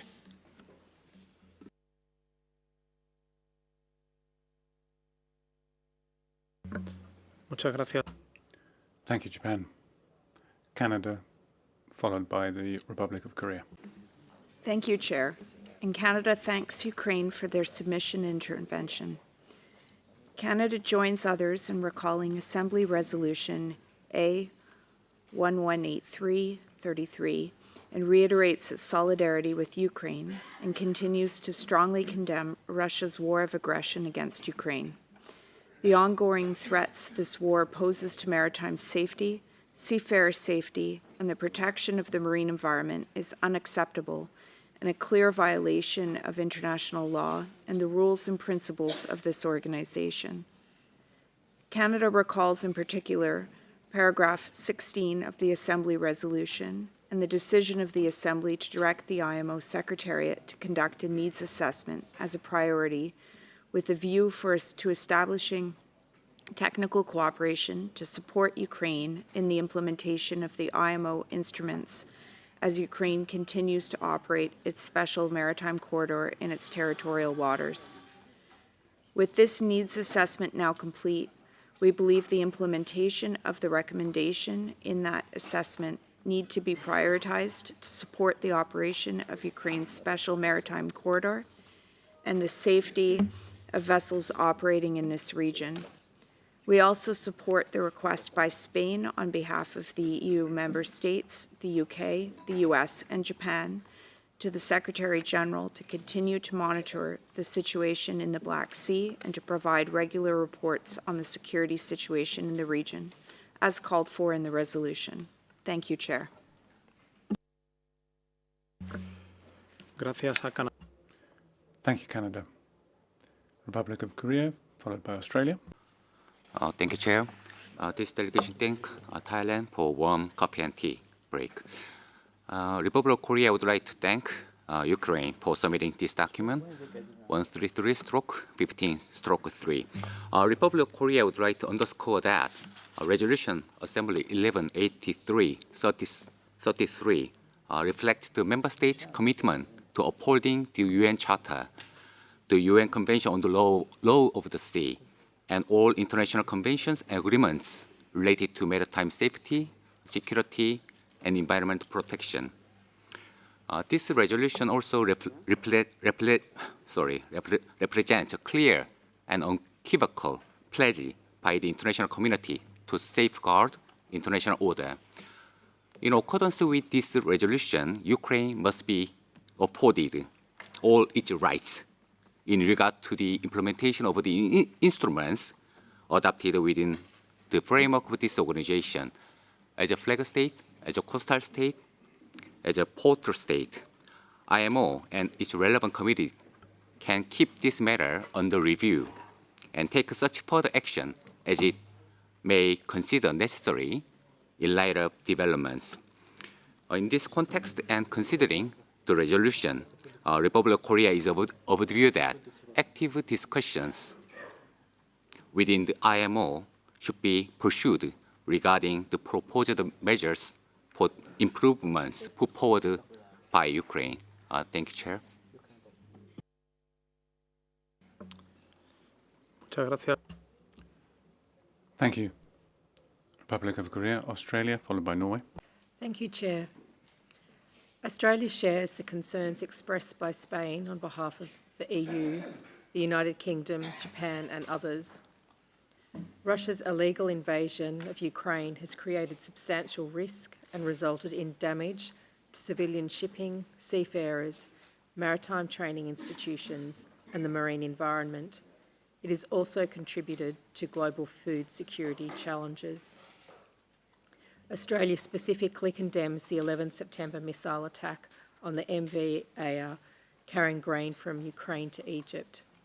This incident, a flagrant disregard of IMO Assembly Resolution A 1183/33, directly threatened the lives of seafarers on a civilian vessel and goes against everything the IMO stands for.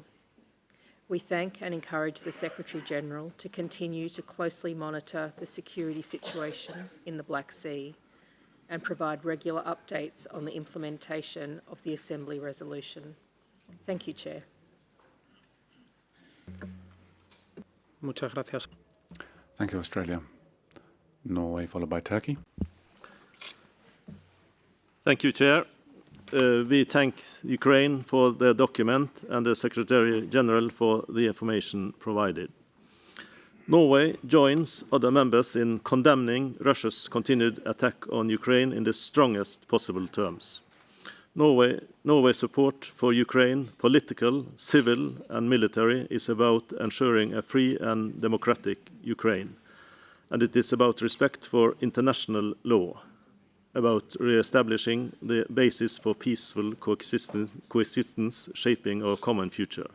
Norway's support to this remains steadfast. And the most effective way to ease the devastating impacts of this war on civilians is to cease hostilities. Russia started this illegal, unjustified and unprovoked war, and Russia can stop it at any given time. Chair, we fully support the Assembly resolution and the initiatives taken by the organization within the framework of the resolution. And this delegation encourages Member States to consider, in line with the needs assessment and priorities set supporting Ukraine in the implementation of the IMO instruments, as Ukraine continues to operate the special maritime corridor. Furthermore, this delegation encouraged the Secretary General, as mentioned by other delegations, to continue to closely monitor the security situation in the Black Sea, the Sea of Azov and the Kerch Strait. Thank you.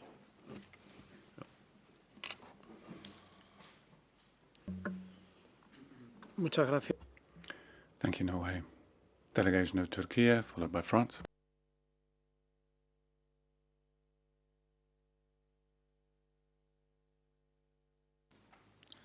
Thank you, Mr. Chair. Good day to all distinguished delegates.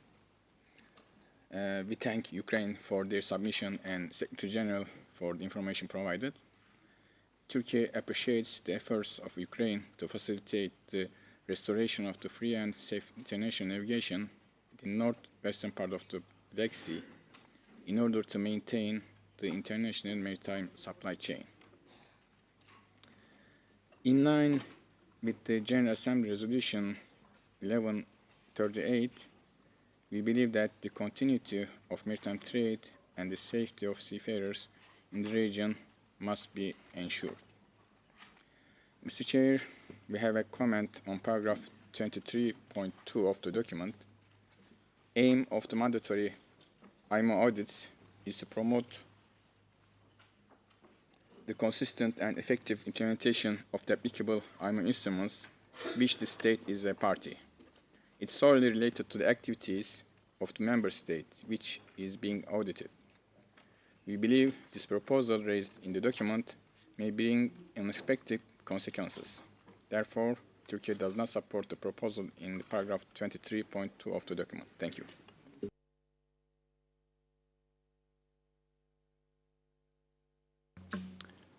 Gracias a Turquía. Thank you, Turkey. France.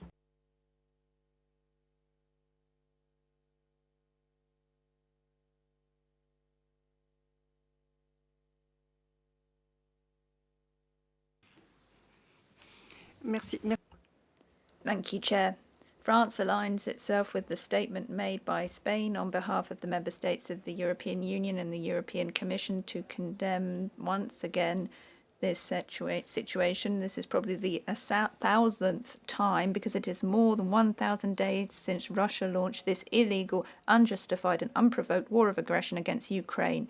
In particular, we condemn the recent attacks perpetrated against commercial vessels flying third country flags in the Black Sea, which have caused fatalities amongst innocent seafarers, and confirm that Russia is indeed acting in violation of international law and IMO conventions, which justify this organisation's actions in adopting Assembly Resolution A118333 and the technical cooperation activities to respond to the damage caused by Russia. In this regard, Russia is delighted to announce a voluntary contribution to IMO of €200,000 to support technical cooperation activities to respond to the requirements of Ukraine's maritime corridor, and hopes that other countries will be able to support IMO action in applying the decision taken by the Assembly. Thank you, Chair.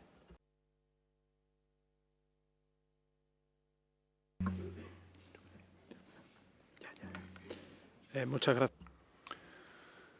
Thank you, Franz. Given there are no further requests for the floor from council members, I open the floor to observers and we'll begin with the Democratic People's Republic of Korea, followed by the European Commission.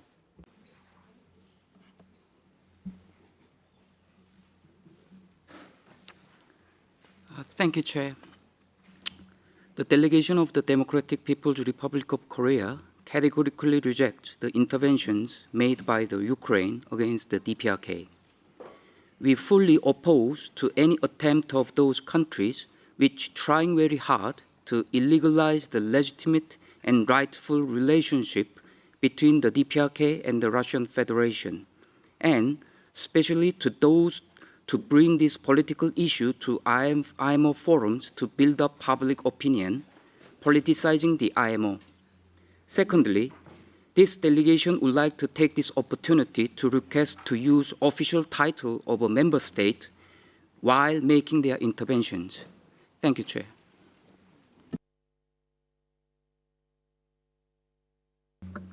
Gracias a la República. Thank you. And I now give the floor to the European Commission. Thank you, Chair. First of all, I would like to start by thanking Thailand for the kind coffee that they offered during this morning's break. To the matter at hand, the European Commission would like to align itself with the statement delivered by the delegation of Spain and condemn in the strongest possible terms the illegal, unprovoked and unjustified aggression of Russian Federation against Ukraine. The European Commission would like to particularly condemn the recent escalation of attacks by the Russian Federation on commercial ships operating in the territorial waters of Ukraine and in the broader area of the Black Sea. Such attacks to ships flying the flag of third countries, which are not parties to the military conflict, constitutes a violation of the international law, the IMO Convention, and have led to the loss of lives of innocent seafarers working on board these vessels. The European Commission would also like to thank the Secretary General for his update on the actions already taken in relation to this agenda item, and especially thank him for the continuous monitoring of the security situation in the Black Sea, while we would like to also call for the issuance of a regular report on any attacks to commercial ships operating in the Black Sea, the Sea of Azov and the Kerch Strait, as per paragraphs 20 and 23 of the IMO Assembly Resolution A1183. Furthermore, in relation to document C-133/15/3, we would like to comment the establishment and operation by Ukraine of the Special Maritime Corridor in its sovereign waters in the Black Sea, which has contributed to safeguarding safety, stability, and freedom of international navigation in its sovereign waters, preventing a global food crisis. Following up to the IMO Assembly Resolution A1183 and the call from Ukraine, I'm glad to announce that we would like to contribute on behalf of the European Union 100,000 euros in order for the IMO Secretariat, in coordination with Ukraine, to establish a technical cooperation project based on the conclusions of the needs assessment, supporting Ukraine in the implementation of the IMO instruments as Ukraine continues to operate the Special Maritime Corridor. Thank you very much, Mr. Chair.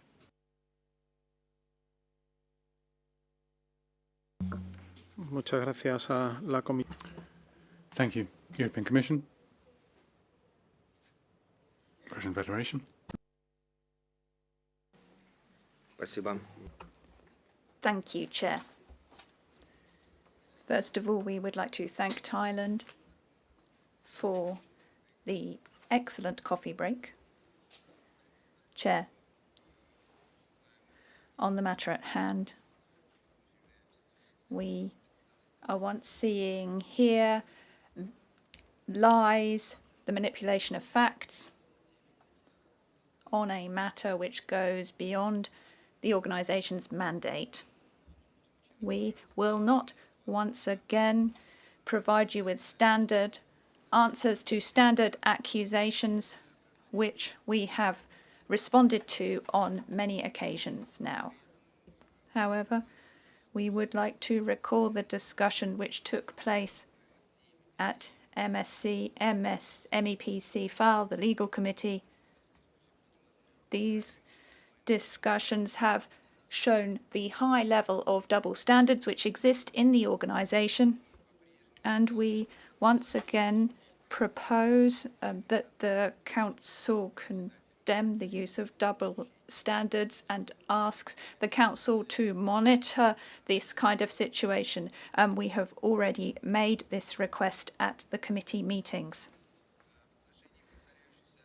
On the repeated accusations against the Russian Federation relating to attacks against civilian vessels or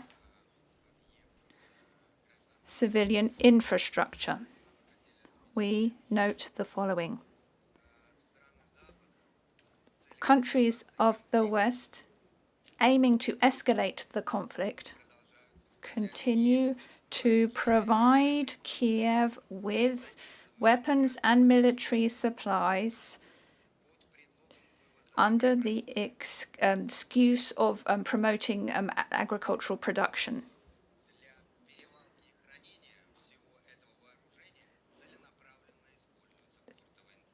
These weapons are aimed at port infrastructure.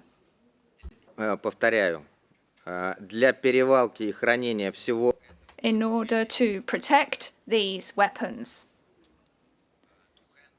and to handle them and to store the weapons, we have port infrastructure has been intentionally used in Ukraine. Transport being used to supply Ukraine with weapons, and in addition, and as well as the places where these weapons are stored, are therefore legitimate targets for attack. The fact that these equipment is not present when the weapons are launched shows that they have been detonated. And the scale,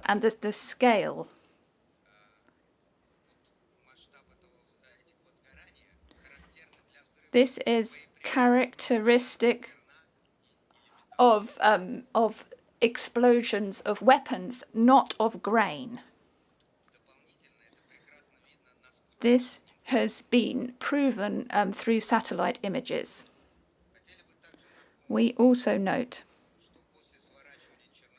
that following the collapse of the grain initiative in July 2023, all the western part of the Black Sea was declared as a temporary unsafe region because of the military activities.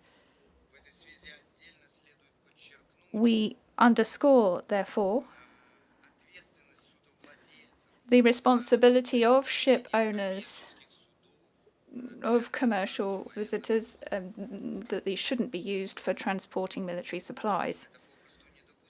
This is simply not acceptable. These actions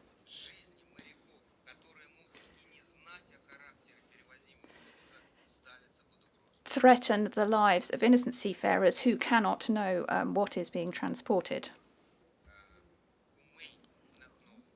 They may not know what is being transported. Further, on the Black Sea Initiative, we once again draw attention to the fact that when the humanitarian corridor was closed down, or before that,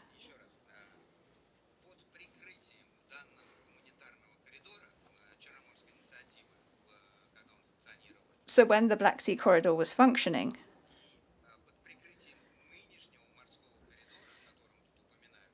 and then following the opening of the new humanitarian corridor, which many people have referred to by Ukraine,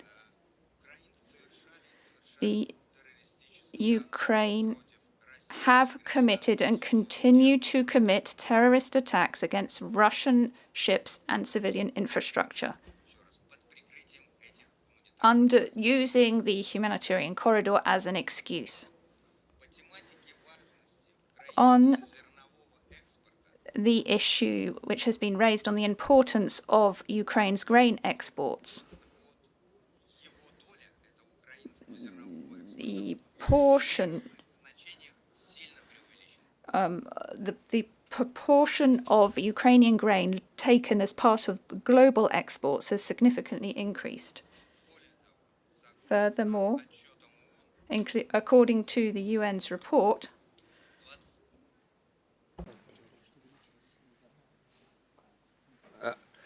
Еще раз повторяю. just going back on the issue of the importance of Ukrainian grain exports as part of the international levels, then we state that its portion is exaggerated.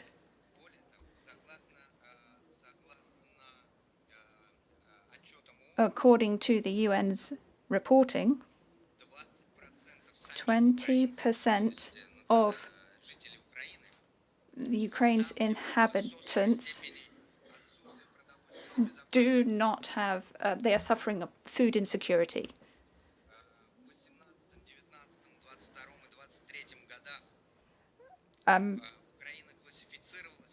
Ukraine in the past has been classified as a country suffering from a food crisis for several subsequent years. Therefore, the Kiev regime is denying their own citizens food. Furthermore, this regime is exporting this grain to rich countries, to Europe. More than 70% of their exports is going to Europe. The poorest countries have received less than 3%. In this regard, the fight against poverty, which has been referred to by so many here, is being used to block Russian exports, to unblock Russian exports. An export which is being artificially held back by Western countries. And the Western countries are cynically accusing Russia of doing this themselves, saying that Russia is responsible for causing hunger. Despite this contradiction, our country continues to responsibly provide to the global market not just agricultural products, but also fertilizers, which are, of course, essential for that sector. And my final point, Chair, on the establishment of some kind of international mission. This is a proposal in paragraph 19, if I'm not mistaken, in document 15.3.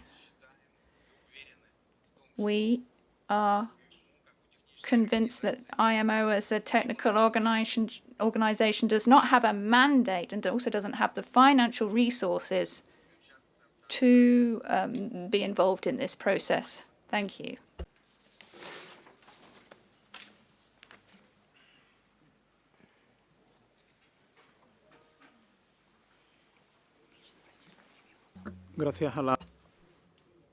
Thank you, Russian Federation. If you'll allow me a few minutes.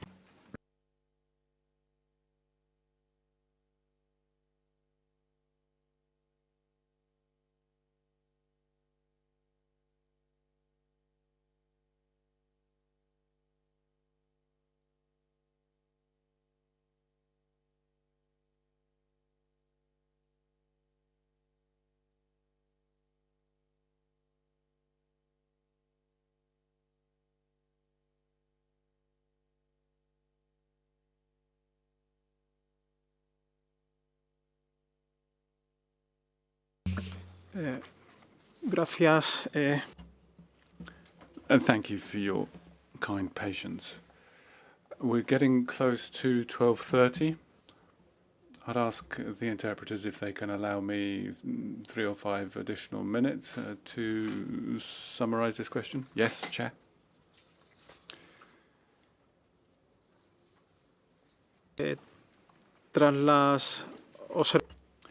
Having heard the comments made, I understand that Council takes note of the information in document C-133-15-3 and the information which has been provided in addition by the Secretary-General. I understand that the Council encourages the Secretary-General to continue regular provision of updated information on developments and the application, or rather implementation, of Resolution A1183/33, and to closely monitor the security situation in the Black Sea, the Sea of Azov and the Kerch Strait. We've also heard the announcement of donations to the Technical Cooperation Fund from France and the European Commission on behalf of the European Union to facilitate technical cooperation to support Ukraine in implementing IMO instruments as they continue to operate the Special Maritime Corridor.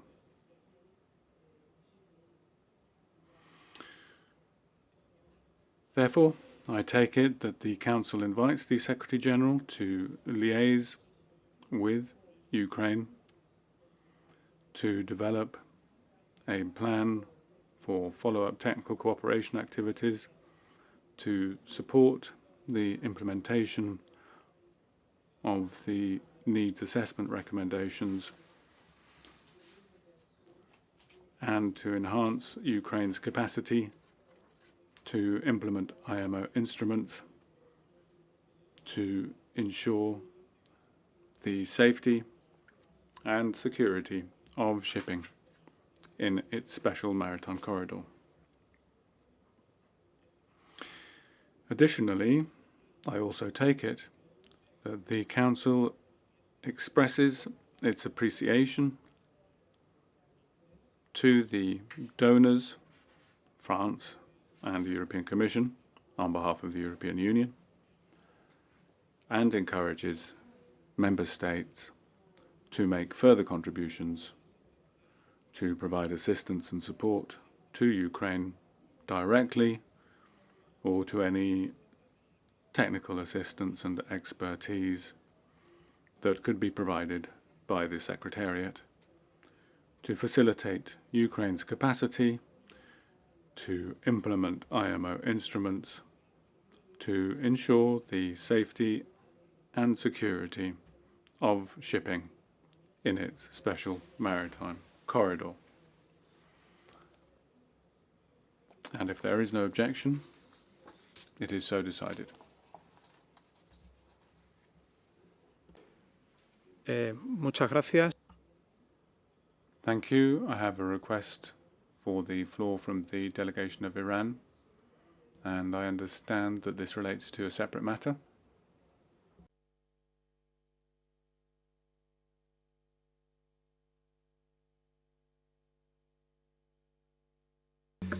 Si son tan amables. If I can beg your indulgence, Iran, what I would propose is that you take the floor after lunch, and we will conclude item 15 at that point. Son 2 minutos. It's only 2 minutes? Okay. Then please go ahead.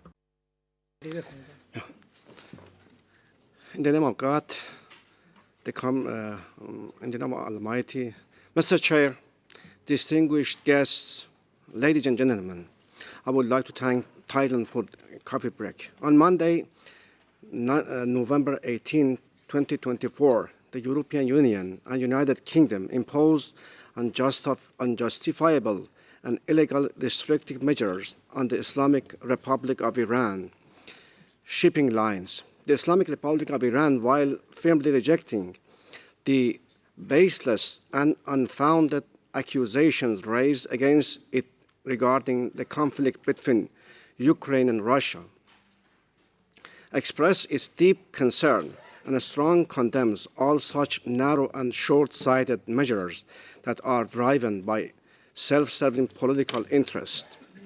These sanctions violate international law and undermine the fundamental principles of sovereignty, fairness, and maritime cooperation, which are essential to the proper functioning of international trade and maritime safety and security.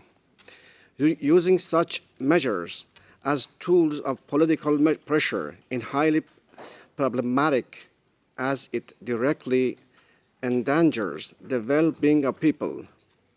Any action that impedes access to basic needs, such as food, breaches fundamental principle of human rights, which emphasize the right of life, dignity, and access to essential resources. Furthermore, this approach reflects a troubling double standards in the behavior of the European Union and the United Kingdom.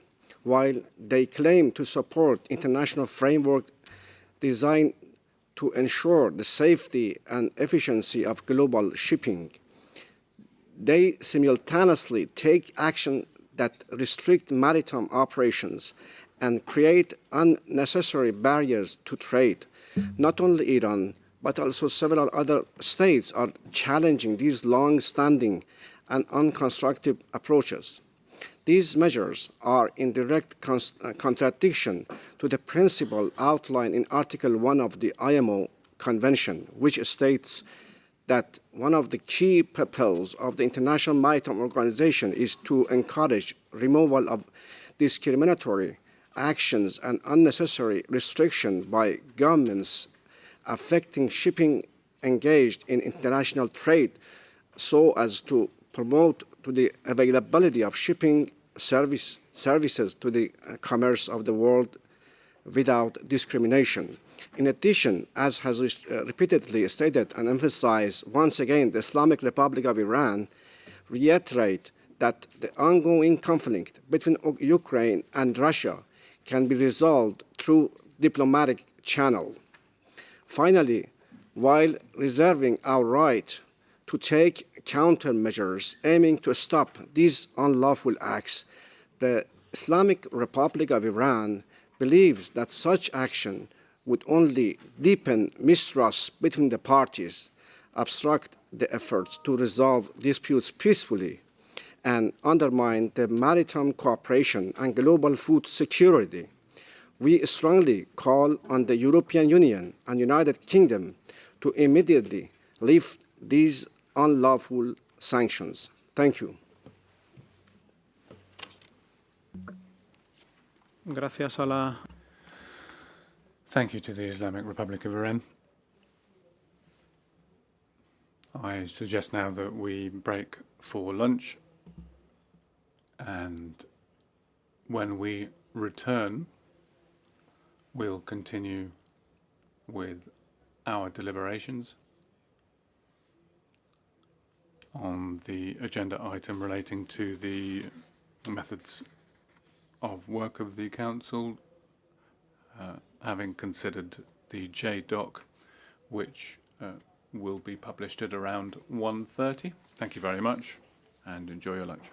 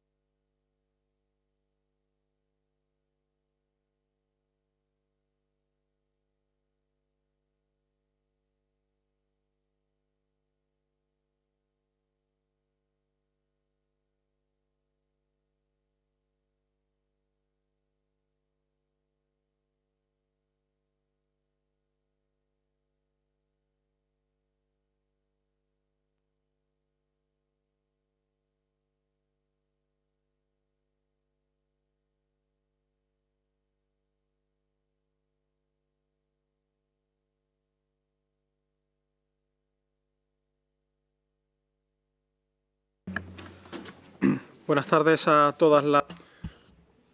Good afternoon, all delegations. I hope you enjoyed lunch.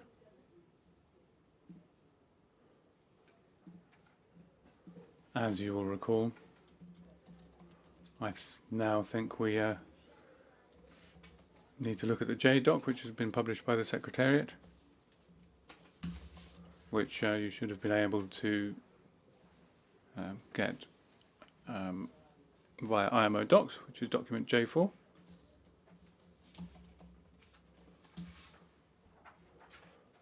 So I'd like to invite member states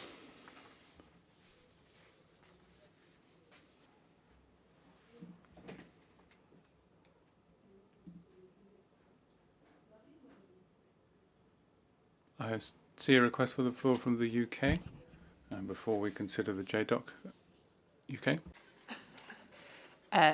Thank you very much, Chair. I have an additional announcement to make under agenda item 15, if I may beg your indulgence. Adelante, por favor. Yes, please go ahead.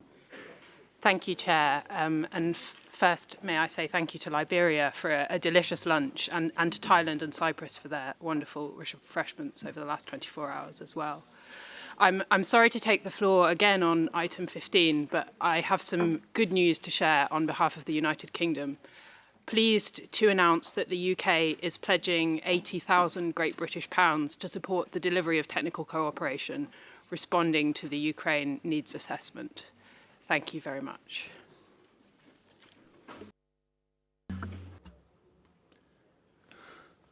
Thank you to the United Kingdom for that announcement, and we'll include that in the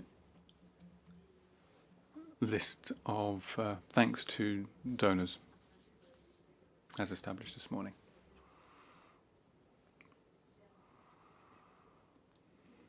And with that done, we now turn to considering document J4. And I'd like to open the floor for any comments.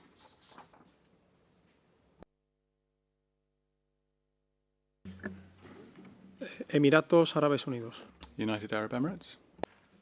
شكرا سيد الرئيس. بداية. Thank you, Chair. We'd also like at the outset to thank Thailand and Liberia for the receptions they provided.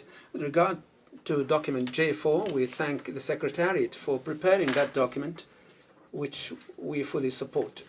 Thank you, Chair.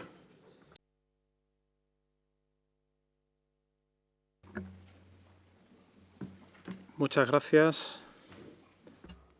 Thank you. US. Thank you, Chair. I can be very brief. Like the UAE, we thank the Secretariat for preparing this paper, and we can support it. Thank you.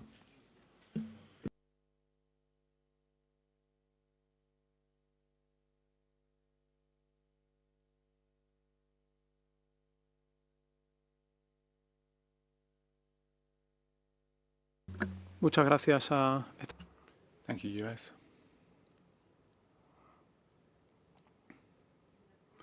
If there are no further requests,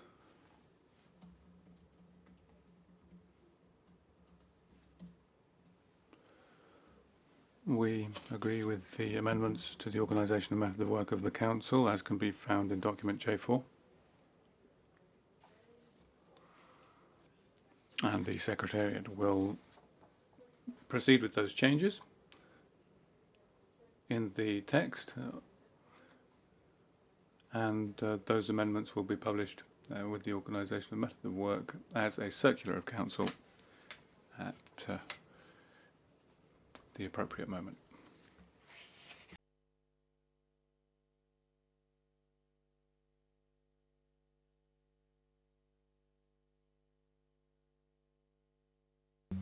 Emiratos Árabes.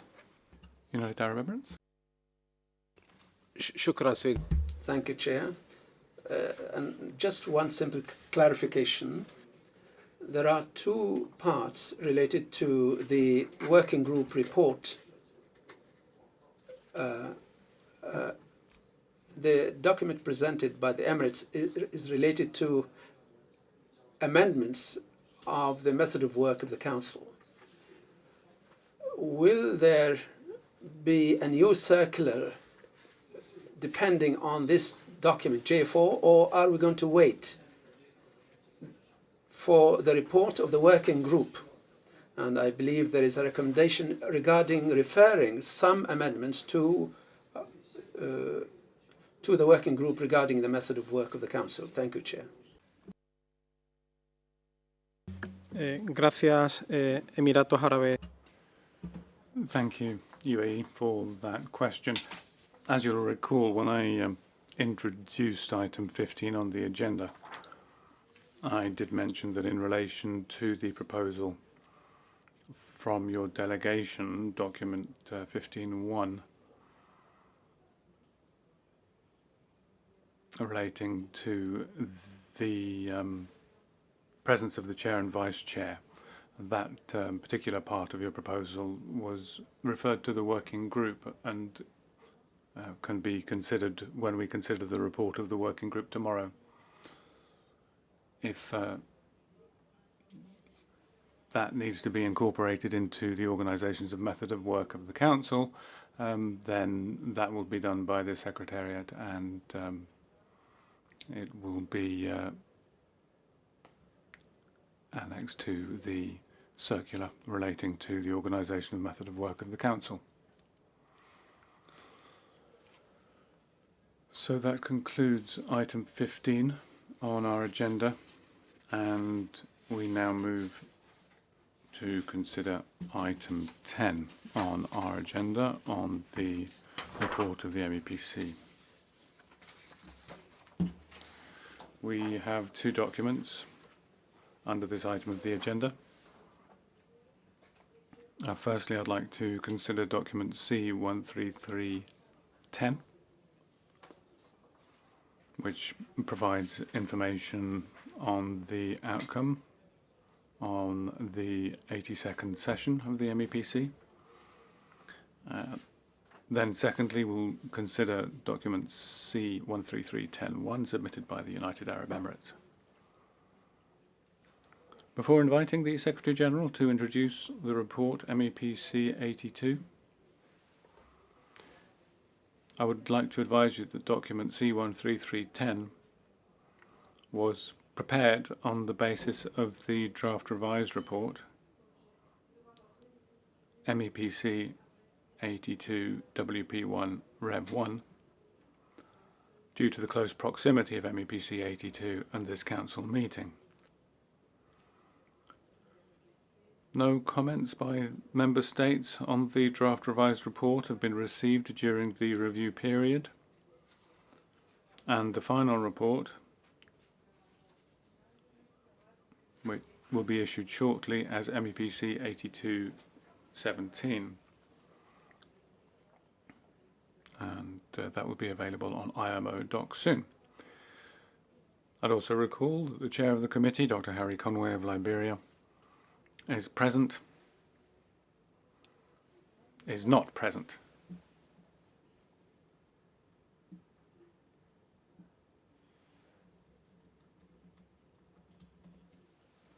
I now invite the Secretary-General to introduce the report and make any observations he may wish in relation to the work of the committee. Secretary-General, you have the floor.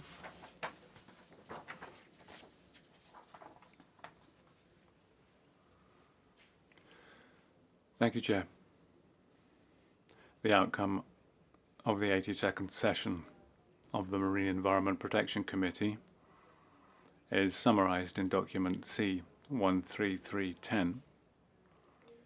During the session, substantial progress was made on many subjects, including the reduction of GHG emissions from ships, air pollution prevention and energy efficiency of ships, ballast water management, marine plastic litter from ships, reduction of underwater radiated noise from commercial shipping, establishment of particularly sensitive sea areas, designation of admission control areas, and safe and environmentally sound recycling of ships. I wish to highlight that following the adoption of the 2023 IMO strategy on reduction of GHG emissions from ships by MEPC 80, the committee has made substantial and concrete progress in the development of the basket of candidate midterm GHG reduction measures. Notably, MEPC 82 identified further areas of convergence and produced a draft legal text, the so-called IMO Net Zero Framework, for use as the basis for the next phase of deliberations. While I commend the commitment, constructive atmosphere and spirit of compromise demonstrated throughout the session, we have to recognise that there is a lot of work left to be done, including key outstanding issues to be resolved. Therefore, I would like once again to encourage all Member States to continue working in the intersessional period, focusing on solutions and coming prepared to agree to the architecture of technical and economic GHG reduction measures at the next session of the committee, MEPC 83 in April of next year, so that measures may be adopted in the autumn of 2025. The committee noted the outcome of the comprehensive impact assessment on the world fleet and on states, and agreed to additionally assess the potential impacts of the measures on food security, particularly on net food importing developing countries.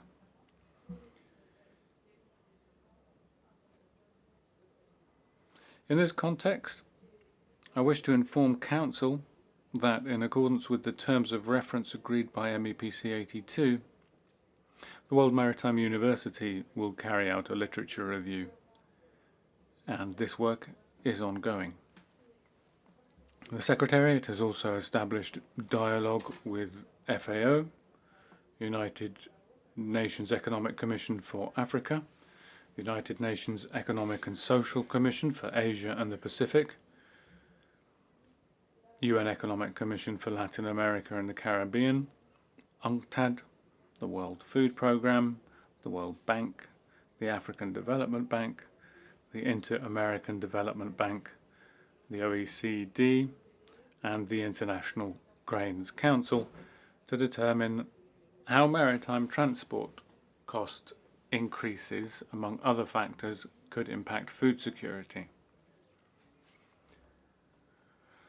I've also approached the FAO Director General, Dr. Chu Dong-u, to solicit his support and met with the Executive Secretary of the UNECA during my visit last week to COP29 in Baku, Azerbaijan. Last week, the Secretariat issued the invitation for participation in the 6th GHG Expert Workshop on this topic, scheduled to be held on the 13th of February next year. With reference to my visit to COP29, I wish to highlight the useful exchange of views I had with the President of ICAO's Council, Mr. Salvatore Schiacchitano, and the ICAO Secretariat on possible ways to exchange relevant information about alternative food production pathways between our two organizations.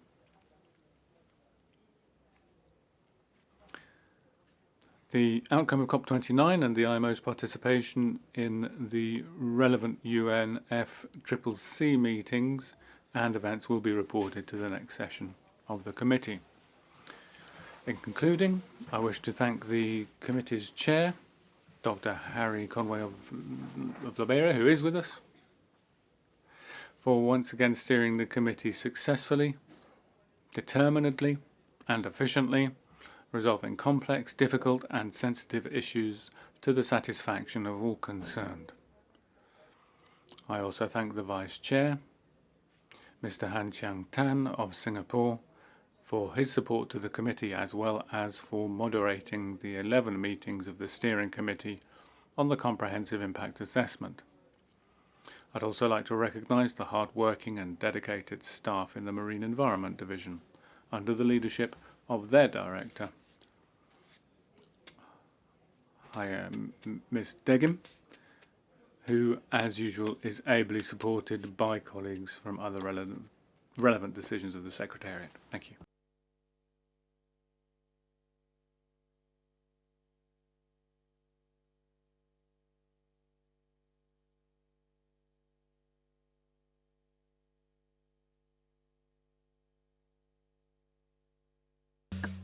Muchas gracias, Secretario General. Thank you. The Council is now invited to make comments in general on the report of the 82nd session of the Marine Environment Protection Committee and the statement just made by the Secretary-General, and in particular on the specific action points as set out in paragraph 4 of document C13310. Japan, followed by Mexico. Thank you very much, Chair, and thank you, Secretary General, for introducing the report of Marine Environment Protection Committee. Now I see our Chair of the MEPC coming back to the plenary. So now I would like to extend our great appreciation to Dr. Harry Conway, the Chair of MEPC, for his outstanding work in leading our work towards sustainable shipping. And also, I would like to extend my appreciation to Mr. Han Chan-Tan from Singapore as the Vice Chair. In our view, even in a number of important and very difficult matters, the committee, MEPC, is making a good progress. For example, as briefly mentioned by the Secretary General, we acknowledge that there still remains some divergence among the members in the development of midterm GHG greenhouse gas reduction measures. But we also understand that all members are working together from the morning to the night in a constructive manner, and we are confident that tangible outcome will be delivered at the next session, MEPC 83, in accordance with the agreed timeline, and Japan is willing to contribute to that. Furthermore, as we can see in the action point in the document, there are a number of amendments to the Marpol Convention and the Ballast Water Management Convention and its related instruments. Although those amendments seem quite technically detailed, this fact shows that MEPC is making a number of firm, substantial, and meaningful steps to make shipping more sustainable in a globally effective manner. Therefore, Japan supports the outcome of MEPC and each action requested of the report, and is pleased to approve the report from MEPC 82. Japan would like to continue our contribution in all works at the MEPC and sincerely hopes that all members continue to cooperate together in a constructive manner to achieve our common global challenge. Thank you very much. Muchas gracias. Thank you. Japan. Mexico, followed by Indonesia.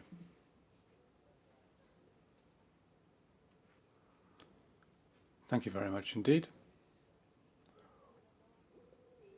First of all, thank you to Dr. Harry Conway for his work, guiding the work of the MEPC, and Mr. Ha Chang-Tan from Korea, and we'd also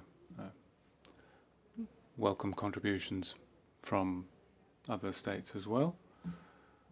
We recognize the work to promote sustainability within the context of the SDG by reducing plastic litter, protect marine diversity, and reduce GHG emissions.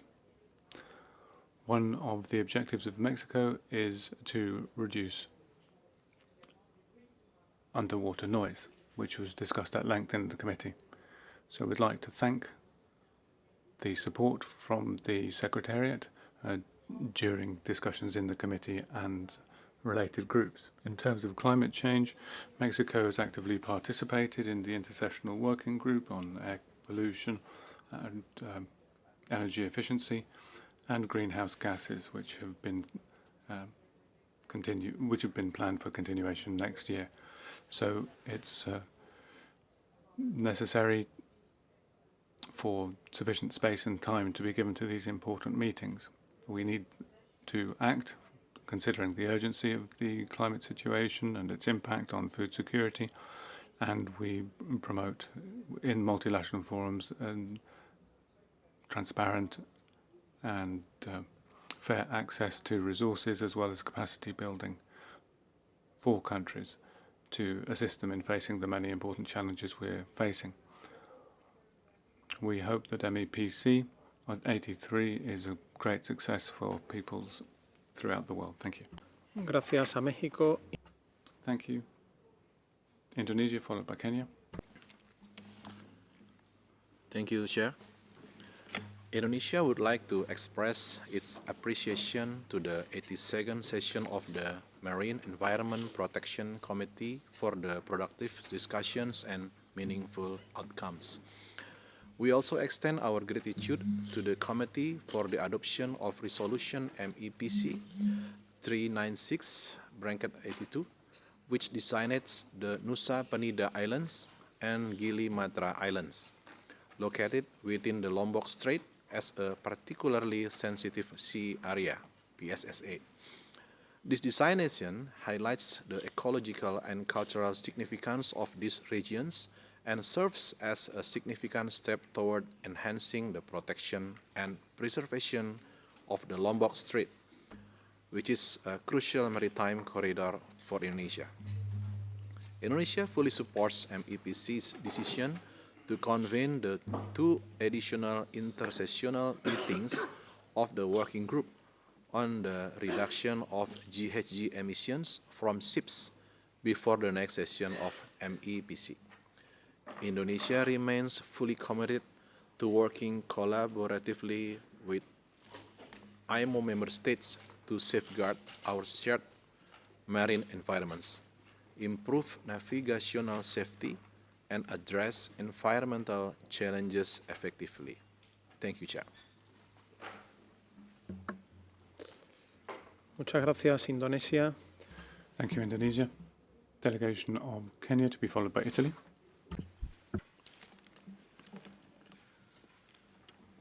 Thank you. This delegation thanks the sponsors of the various meals and refreshments, which are well organized with plenty to satisfy all the delegates. May you continue to do that in all the meetings. Thank you.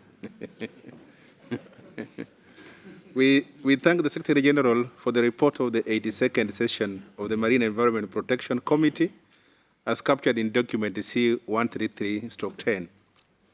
We appreciate the significant strides made under the able chair of Dr. Harry, his deputy, and the entire MEPC team in leading the advancing of IMO's commitment to protecting the marine environment and combating the adverse impacts of shipping in our oceans. More specifically, we commend the adoption of environmental measures as captured in the various amendments to MAPOL, which include further efforts to prevent air pollution, reduce greenhouse gas emissions from ships, and minimize harmful discharges into the ocean. The achievement in areas such as decarbonization, innovation, technology, protection of marine diversity, and capacity building initiatives underscores the IMO's role as a global standard setter in addressing maritime environment challenges. Chair, we believe that it's only through collective efforts and collaboration of all member states, industry stakeholders, and international partners that we can guarantee safeguarding of our oceans for future generations. Thank you. Muchas gracias a Kenia. Thank you, Kenya. Italy, followed by Finland. Italy thanks Cyprus for the wonderful reception of yesterday evening and Liberia for the delicious today reception. Italy thanks the MEPC chair, Dr. Henry Conway from Liberia, and the vice chair, Mr. Anjan Than from Singapore, for their outstanding work. Moreover, Italy thanks the Secretariat for submitting document C133/10. With regard to point 4.12, this delegation would like to underline the importance of the permanent use of hybrid capabilities to better support in-person meetings, adopting revised rule of procedures. Italy concurs with the Council's decision to continue with the application of the provisional measure established at C Council 127 until revised rules of procedures for MEPC committee are adopted. Regarding point 4.18, Italy being in line with the 2015 Paris Agreement to cut GHG emission, supports the UN Sustainable Development Goal 13 to take urgent action to combat climate change and its impact, and welcome the adoption of the first set of international mandatory measures to improve ships' energy efficiency, the initial IMO GHG strategy 2018, and in 2023, the revised strategy on reduction of GHG emissions from ships. Italy welcomes the first air pollution energy efficiency working group for further consideration of possible options to address identified challenges gaps in the short-term GHG reduction measure, developing draft amendments to existing instruments and/or developing new instruments as appropriate. Finally, Italy supports the technical group ASPH for the review of MEPC 2 circular for provisional classification of liquid substances transported in bulk and other related matters, and the amendments to MARPOL Annex 2, in order to improve the effectiveness of the tank shipping, tank washing operation, and pre-wash procedures for products with high melting point and or high viscosity. Thank you, Chair. Gracias a Italia. Thank you. Finland, followed by Peru. Thank you, Chair. Chair, firstly, we would like to thank Cyprus for a nice reception yesterday evening, Thailand for this morning coffee, and Liberia for delicious lunch. Finland thanks the Secretary General for the document C133/10, which contains the report of the MEPC 82 requesting Council's decision. Chair, Finland would like to thank Director Heike Deggim of the Marine Environment Division and her staff, as well as Chair and Vice Chair of the committee, Dr. Conway and Mr. Tan, respectively, for successful meeting. Finland is pleased about many good decisions made by MEPC 82 to enhance protection of marine environment, as we can read from the document at hand. As discussed in MEPC, in the document MEPC 82/7/15 and MEPC 82/7/14, it was stated that the two criteria for the comprehensive impact assessment, i.e. food security and disaster response, respectively, were not yet been fully assessed by the comprehensive impact assessment. In our view, deeper analysis on food security is needed, as decided by MEPC 82, by using the text set out in Annex 1 to document MEPC 82, Working Paper 9, as the basis for further work.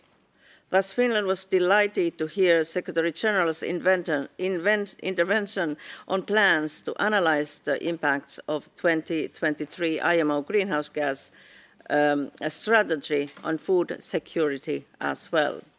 Chair, Finland supports all action points of the report of MEPC 82 to be approved by the Council. Thank you, Chair. Muchas gracias. Thank you, Finland. Peru, followed by the Republic of Korea. Thank you, Chair, and thank you to Cyprus for the wonderful reception yesterday evening, and the delegation of Thailand for the morning coffee break. We would like to express our approval of the report of the MEPC 82, and we also take note of the measures which the Council is asked to adopt in paragraph 4. Our delegation looks forward with optimism to further advances in negotiations in the medium and short term for the strategy ahead, using MEPC 82 WP9 has a basis in achieving our objectives. Thank you. Gracias, Peru. Thank you, Peru. Republic of Korea, followed by the Bahamas. Thank you, Chair. Thank you for Secretary General for submitting this document. And our thanks also go to the Chair and the Vice Chair of MEPC Division. Also, we are very thankful to the member of MED. Simply, our delegation is fully in line with the intervention from the distinguished delegation from Japan, who is another chair of a working group of MEPC.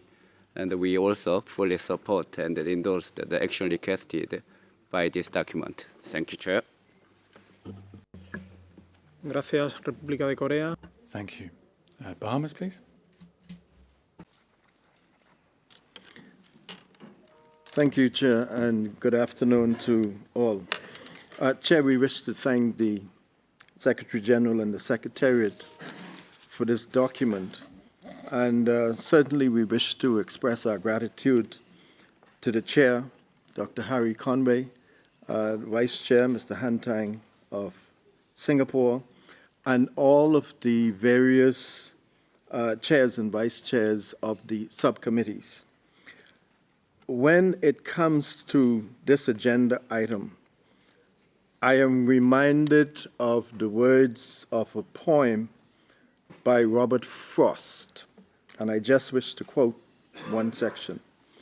The woods are lovely, dark, and deep, but I have promises to keep and miles to go before I sleep, and miles to go before I sleep. Our objective, although we are getting closer, we still have a long way to go. But I wish to commend all member states, secretariats, the NGOs and the IGOs for the spirit of cooperation in tackling what has to be the most challenging project that is before this organization. Because if this was something simple to do, it would have been done. And we know when it comes to energy efficiency and keeping in line with the agreement of the Paris Agreement, we know the difficulty that governments around the world are having. When we see what is coming out of the various COP meetings, for some of us, it is encouraging and incremental steps. For those of us who are more aware of what's coming down the line, there's a sense of heightened frustration. But let's not allow our sense of frustration to overcome our desire to achieve the goal that is impacting and will impact on generations to come. Let us be in a situation whereby we can say to our children and grandchildren, we did the best we could have done. We did not sit idly by and say nothing. We did not sit idly by and did not participate. We did not sit idly by and did not encourage each other to go as far as we can go.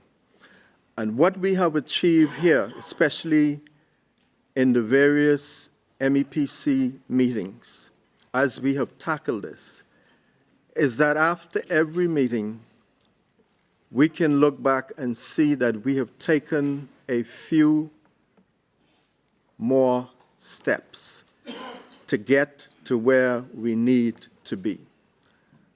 And Chair, I just wish to simply encourage all of us to continue to work together like we have been working together, and to try and overcome whatever, not disagreements, but constructive discussions. And in that spirit, we can achieve the 2023 goal that this organization has established. But we have to continue to talk, continue to work, and continue to encourage each other. And in that spirit, I will leave it at that. Thank you, Chair. Gracias. Thank you, Bahamas. I see no further requests from council members, so I'll open the floor to observer member states. South Africa followed by Ghana. Thank you, Chair. My delegation thanks Cyprus, Thailand, and Liberia for the reception and refreshments. We also thank the Secretary General for introducing document C133/10, the report on the outcome of MEPC 82. Chair, please allow my delegation to also congratulate the Chair of MEPC, Dr. Conway of Liberia, his Vice Chair, Mr. Ten of Singapore, and the entire MEPC Secretariat, under the stewardship of the Director for MED, for carefully and effectively managing yet another difficult session of MEPC. In our view, Chair, the ultimate praise goes to all member states and observer organizations for progressing this difficult but important work of the organization. Therefore, Chair and distinguished delegates, my delegation recommends that Council consider agreeing to transmit the MEPC 82 report to the 34th session of Assembly as presented. Lastly, Chair, my delegation expresses its appreciation to all member states, observer member states, and other donors for investing much needed resources into the voluntary multi-donor trust fund, thereby making it possible for several qualifying delegations from developing countries, especially SEEDs and LDCs, to participate in the forthcoming sessions of ISWG GHG 18 and 19, ISWG APWE1, and MEPC 83. Thank you, Chair. Gracias, South Africa. Thank you. Ghana, please. Thank you, Chair.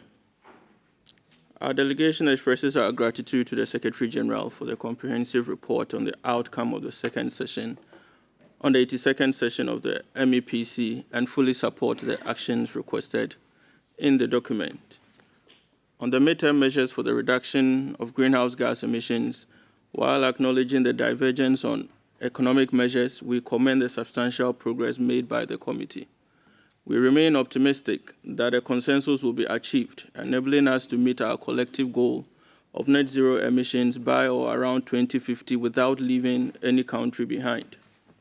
Ghana reaffirms its unwavering commitment to engaging constructively in discussions and actions aimed at ensuring a safe, secure, and sustainable marine environment that supports efficient and effective shipping operations. We also extend our heartfelt appreciation to the Chair, Dr. Harry Conway, the Vice Chair, Mr. Hankin Tan, and the entire Secretariat for their efforts in facilitating these critical discussions. Finally, we wish to express our gratitude to Cyprus, Thailand, Liberia, as well as all delegations that have provided receptions and refreshments throughout the week. Thank you, Chair. Muchas gracias. Thank you very much, Ghana. Palau, followed by Nigeria. Thank you, Chair, to recognize the card of these observer states. Let's see, thanks all the states that provide refreshment for all of us during the week, this week. And I would like to thank the Secretariat, the Secretary General for the paper before us, and also the Mr. Conway, the Chair and the Vice Chair of the MEPC Committee for the excellent work done during the week, as well before the GRG week when we follow the meetings. We fully endorse the paper before us, especially the bullet point 6 when you talk about GHG emission and the basket of candidate mid-term measures for the reduction of the emissions. Last but not least, let me join with the intervention made by South Africa, Ghana, and last the Bahamas. Thank you. Gracias a Palau. Thank you, Palau. Nigeria, please. Thank you, Mr. Chair. Nigeria acknowledges member states that provided various refreshments through the week so far. We appreciate and we are more energized. Thank you. Nigeria appreciates the report on the outcome of the MEPC 87th session and commends the committee for this significant progress made across key areas. We particularly note the adoption of the amendments to MAPOL Annex 6, including the designation of the Canadian Arctic and Norwegian Sea as emission control areas, and actions taken on ballast water management, air pollution control, and black carbon emission reduction. These steps represent a positive movement toward mitigating environmental impacts from international shipping, aligning well with global sustainability targets. Nigeria is supportive of furthering these efforts, especially regarding guidance on air pollution measures and every energy efficiency, as we strive to advance similar initiatives regionally in West Africa. On greenhouse gas reduction, Nigeria acknowledges the committee's commitment to comprehensive impact assessment of mid-term GHG reduction measures, as well as progress on developing guidelines for alternative fuel and energy efficiency measures, such as the SIMPS.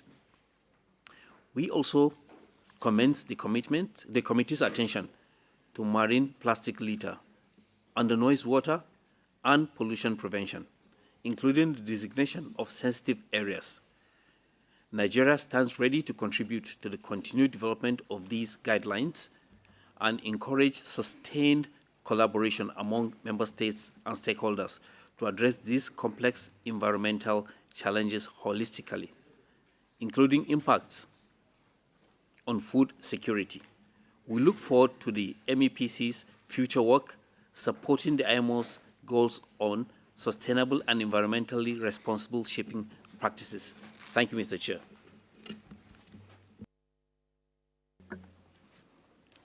Muchas gracias a... Thank you, Nigeria. And seeing no further requests for the floor,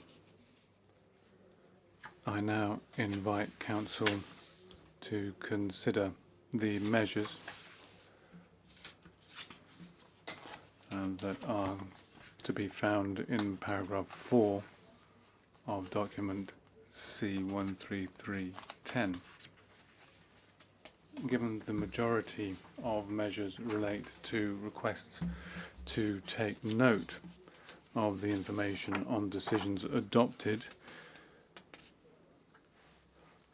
with regard to the relevant items on the agenda, along with requests to note information on decisions or progress, I would suggest that in the interest of time and subject to your agreement, we take due note of them.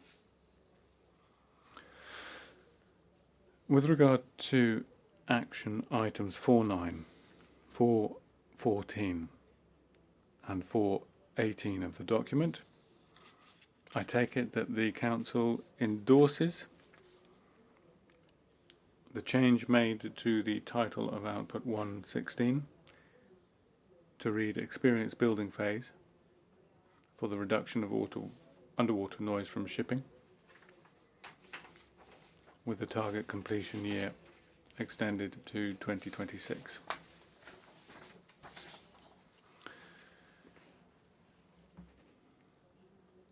I can consider that the Council endorses the inclusion of the post-biennial agenda of MEPC of an output on review and development of NOx emission requirements in MARPOL Annex 6 and the NOx Technical Code 2008, assigning the PPR subcommittee as the associated organ,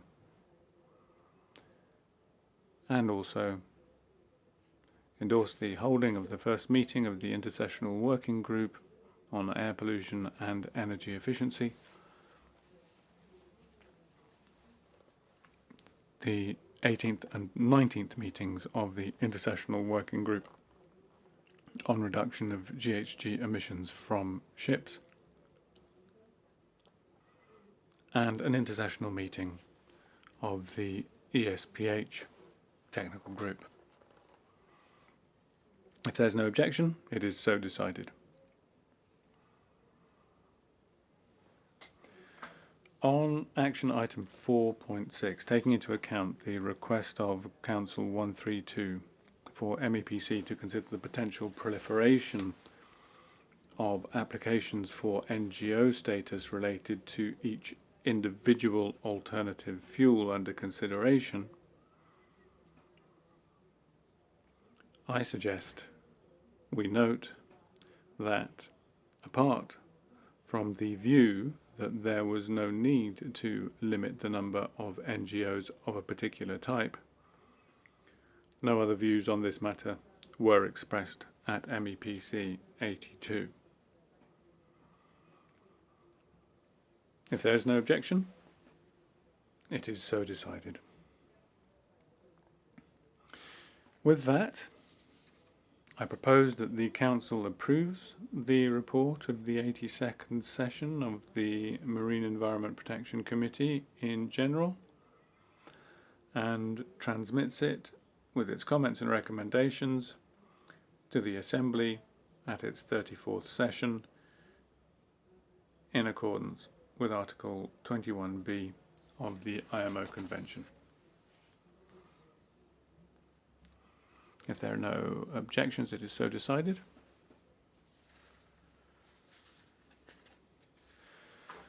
I now wish to draw the Council's attention to document C133-10-1, submitted by the United Arab Emirates, concerning the potential establishment of a fund under the economic element of candidate mid-term measures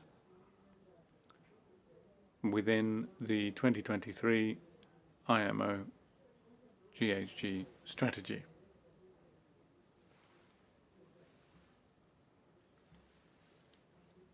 In this regard, I wish to inform the Council that the Secretariat, following a request of MEPC 82, is currently preparing a submission to MEPC 83, providing an initial indication of resource implications of the possible establishment of a fund or facility, as well as a GHG fuel intensity registry. I therefore propose that we await the outcome of MEPC 83 on this matter before considering it in Council.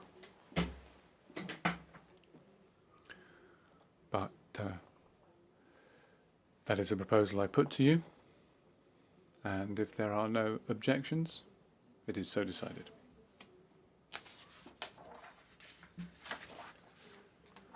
And that concludes the consideration of item 10 of our agenda, and we now turn to item 13.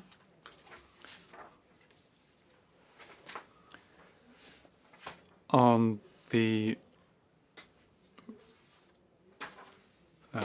report on the status of conventions. I see a request for the floor from the United Arab Emirates.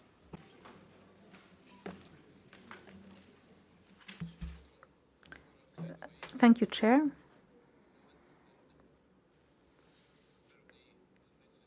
We would like to give some clarifications to the Council regarding the document number C133/10/1. This document is in line with Article 15M of the IMO Convention, and it has no intention to interfere with the mandate of MEPC and its instruments, such as MARPOL Annex 6. As indicated in the document, the establishment of the fund is a policy matter. This should be considered by the Council. There are two main aspects of this policy issue which are within the mandate of the Council: external relations and budgetary implications. Based on the outcomes of MEPC 82, there were views that were expressed that the fund should be established under a new entity, while there were other views that the fund should remain within IMO, particularly if it was established and administered by the MEPC. In either scenario, the Council should be engaged in such a policy issue. In the first scenario, in case the fund is established as a new entity, how would IMO liaise with or have influence on this new entity?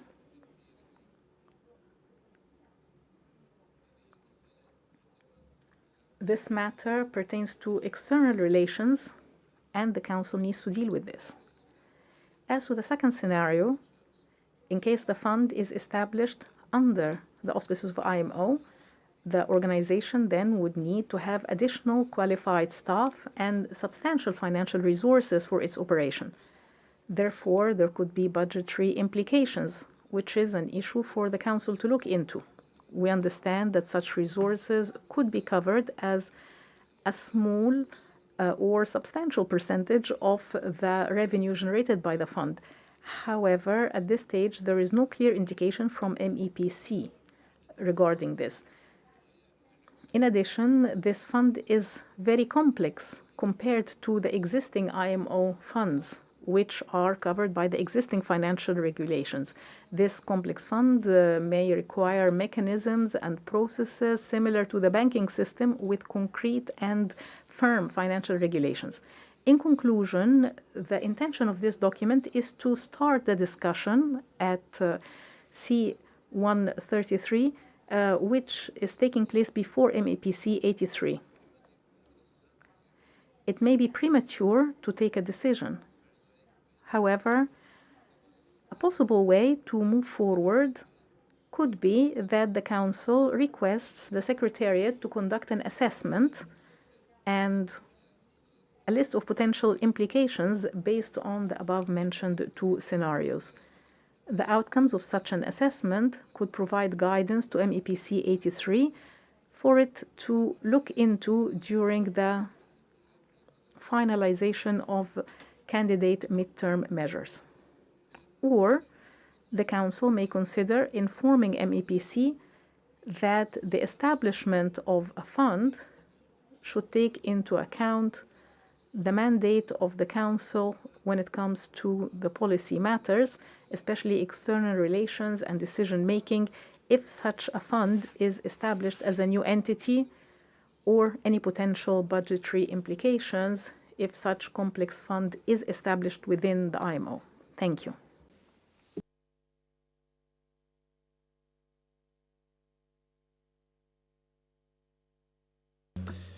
Gracias. Thank you, United Arab Emirates.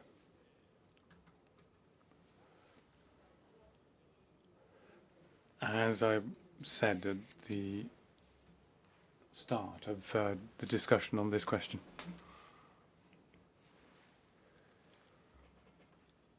and bearing in mind the decisions of MEPC 82, it is not the intention at this juncture to consider the document. We welcome the introduction that we've just heard from the United Arab Emirates. But in light of MEPC 82's decision, the proposal to await the outcome of MEPC 83 and the information from the Secretariat points towards the approach of considering this matter at a later time. I hope that makes sense, but I see that China is requesting the floor. Thank you, Chair. We'd like to echo the intervention just made by the UAE delegation. Any funds generated under economic measures would require the establishment of a fund to manage them. The creation and administration of such a mandatory fund are highly complex and go far beyond the scope of the environmental technical rules. This constitutes a significant policy issue for the organization and must be first discussed by the Assembly and the Council as part of a policy discussion rather than being solely decided by the MEPC. We can agree that as the midterm measures have not yet been finalized, it is premature to discuss the establishment and management of a fund at this stage. However, we can agree with the suggestion by the UAE. We can request the Secretariat to conduct an assessment study on this matter. The findings of the assessment could provide guidance to MEPC 83 and enable it to consider the issue when finalizing candidate midterm measures. Thank you, Chair.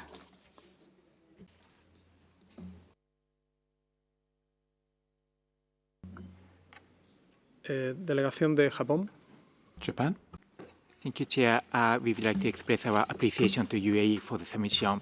And to be brief, when it comes to the way forward, Japan would like to follow your suggested way forward to await for the outcome of MEPC 83. Thank you. Gracias a la delegación de Japón. Thank you, Japan. Bahamas. Thank you, Chair. Chair, I think this is one of those situations where we're singing from the same hymn sheet. And I want to thank the distinguished delegation of the UAE for the submission of this document, 13310/1, which outlines some of the steps that needs to be taken. But what the chair has said is that the submission to MEPC 83 will do exactly that. And so they have already taken into consideration the steps that you have outlined in this document that needs to be considered. So in other words, it is already underway, and once the submission to MEPC 83 is made, then that will give us the foundation to discuss in details the points that you have raised in this document. And so I think at this stage, we would certainly support the requests made by the chair that we await the submission to MEPC 83, which will then give us the meat of what we can make a decision on. Thank you, Chair. Muchas gracias a Bahamas. Thank you. Bahamas, Norway, followed by the United States. Thank you, Chair. And Chair, I raised my card to support your conclusion. And we would like to thank, of course, also the UAE for their document, also for the detailed information provided. It is imperative that the Council is involved at an appropriate time when decisions taken by any committee will have consequences which goes beyond the ordinary estimated budget and resource situation of the organisation. As others have mentioned, it is premature at this point, so we agree with your conclusion and await the outcome of the next MEPC. Thank you. Gracias a Noruega. Thank you, Norway. United States, followed by Greece. Thank you, Chair. I can be brief, Chair. Like others who've spoken, we also feel that it is premature to discuss this. We support your proposal, and we look forward to receiving the information provided by the Secretariat, which you noted at MEPC 83. Thank you. Gracias, Estados Unidos. Thank you, United States. Greece, followed by Liberia. Thank you, Mr. Chair. First of all, we would like to thank Indonesia for the coffee suite and the sweets, and Liberia for the lunch. We also thank UAE for the submission of document C133/10/1, and we also will be very brief. Greece wishes to align with Japan and other delegations and the respective comments provided, supporting your proposal on the way forward as regards working document submitted by UAE. Thank you. Muchas gracias a Grecia. Thank you, Greece. Liberia, followed by Singapore. Thank you, Chair. Liberia will be brief. Liberia thanks the UAE for a submission, and Liberia supports the proposed way forward by the Chair. Thank you. Gracias a Thank you, Liberia. Singapore, followed by Republic of Korea. Thank you, Chair. Singapore appreciates the papers submitted by the UAE. However, we agree with the other member states that it may be premature for the Council to address this matter, as at this stage it remains uncertain whether the economic element will be a standalone component or one closely integrated with the technical element. Thank you. Muchas gracias. Thank you. Republic of Korea, followed by Jamaica. Oh, thank you, Chair. The first, thank you for the UAE to submit this document and the detailed explanation. However, we are in line with the intervention from the US, Norway, Japan, and others, and we also support you, Chair, your proposal and the way forward. Thank you, Chair.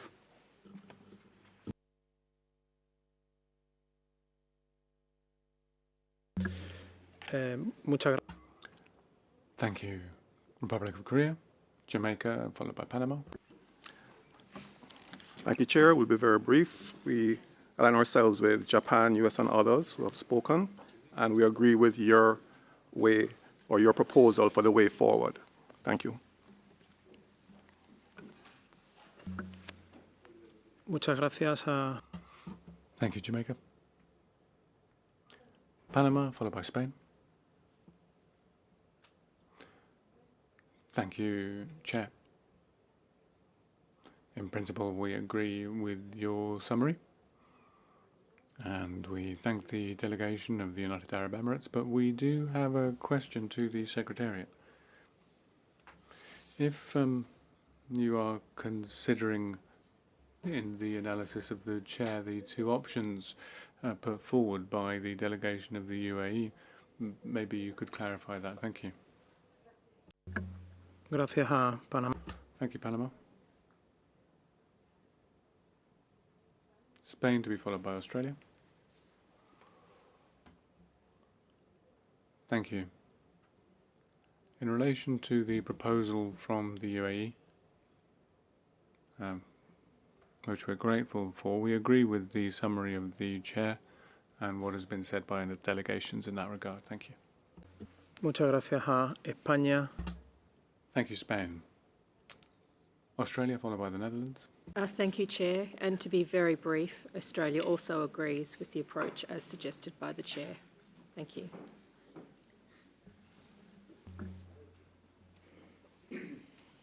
Muchas gracias, Australia. Thank you, Australia. Netherlands, followed by Denmark.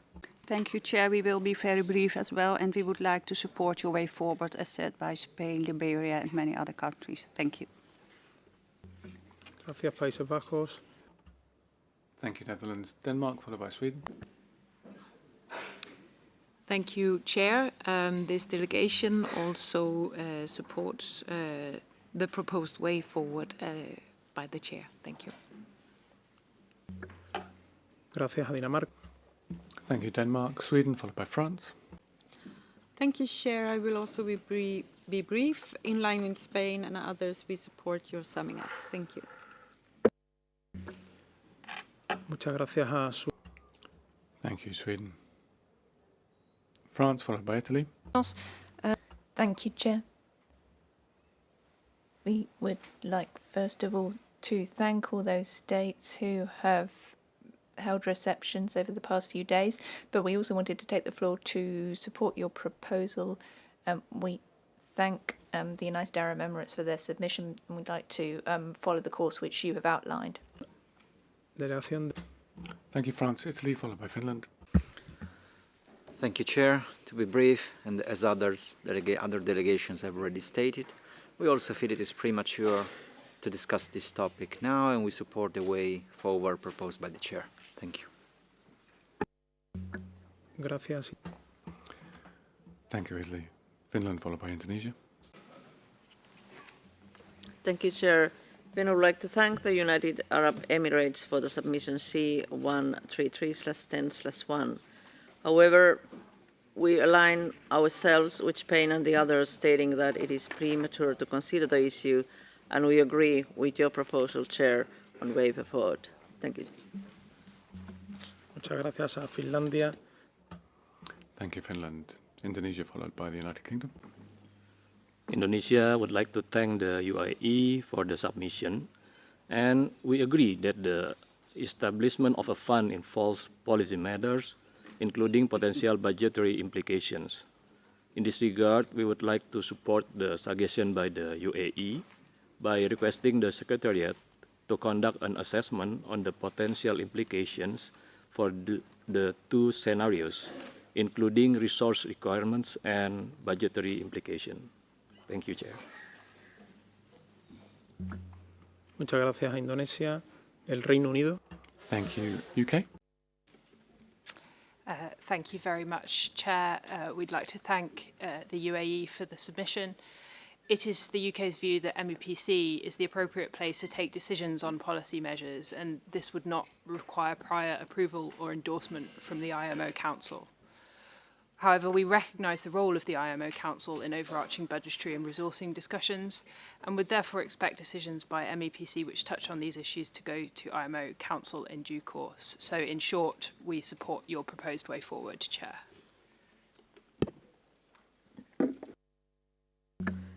Muchas gracias. Thank you, UK. And having heard the contributions following my proposed summary, I take it that the Council is deciding to await the outcome of MEPC 83 on this matter before it be considered by Council. And that would conclude then the consideration of item 10 on our agenda, and we move to item 13 on the status of conventions. And I'd now like to invite the Secretary General to introduce document C13313.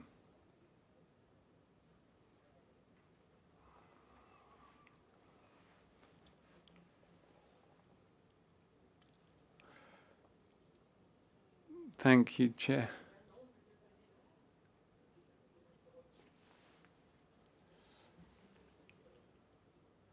Document C13313 reports on the status of the IMO Convention and of other instruments with respect to which the organisation performs function.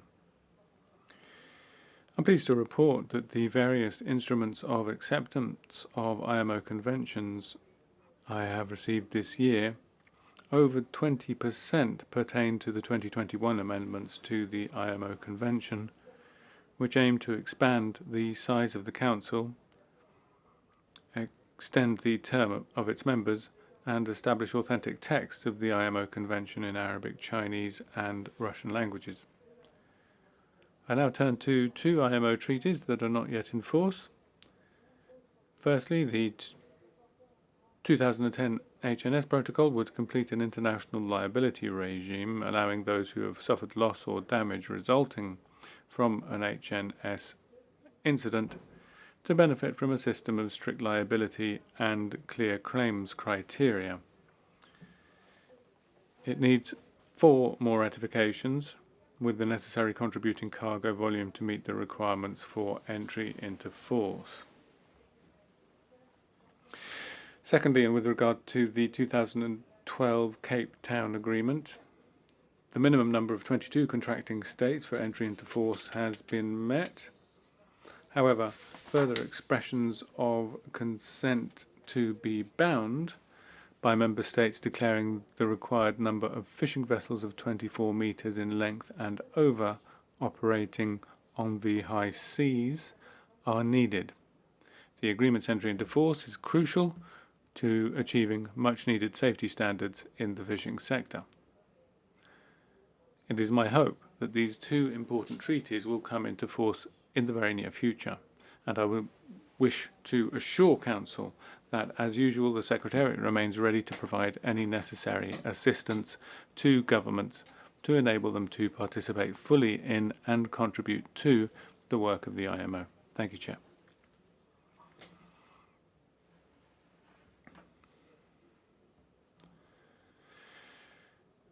Thank you, Secretary General. I now invite any comments on the document introduced by the Secretary General. Floor is open.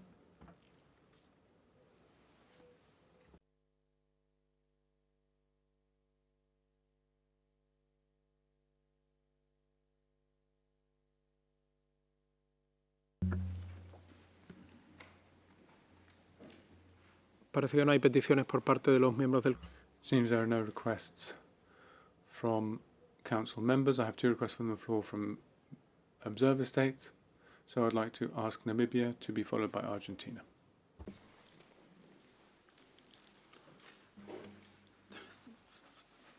Thank you, Chair, and good afternoon to all. We thank Cyprus for the reception last night, Thailand for the morning coffee, and Liberia for the lunch. On the agenda item, we wish to thank the Secretary General for the document before us, and we take note of the information provided therein. We acknowledge and commend the IMO's ongoing efforts to maintain an up-to-date and effective legal framework for international maritime governance. With this in mind, this delegation is pleased to inform Council that Namibia's Parliament has recently approved our accession to the Cape Town Agreement. The original instrument of accession, together with a number of applicable fishing vessels, will be deposited with the Secretary General in the coming days. Namibia's accession to this important treaty and the addition of over 200 fishing vessels not only bring the treaty closer to its entry into force, but also signifies a critical milestone in our commitment to enhancing the safety of fishing vessels and safeguarding the welfare of our fishing vessel personnel. Thank you, Chair. Muchas gracias a... Thank you, Namibia, for providing the information on accession of the government of Namibia to the Cape Town Agreement. and we welcome your delegation's efforts in contributing to the entry into force of this agreement, which, as the Secretary-General has just said, is crucial for safety in the fishing sector. Argentina, followed by Nigeria. Thank you, Chair. The delegation of Argentina would like to thank the Secretary-General for having introduced the document on the legal status of conventions and the efforts which have been shown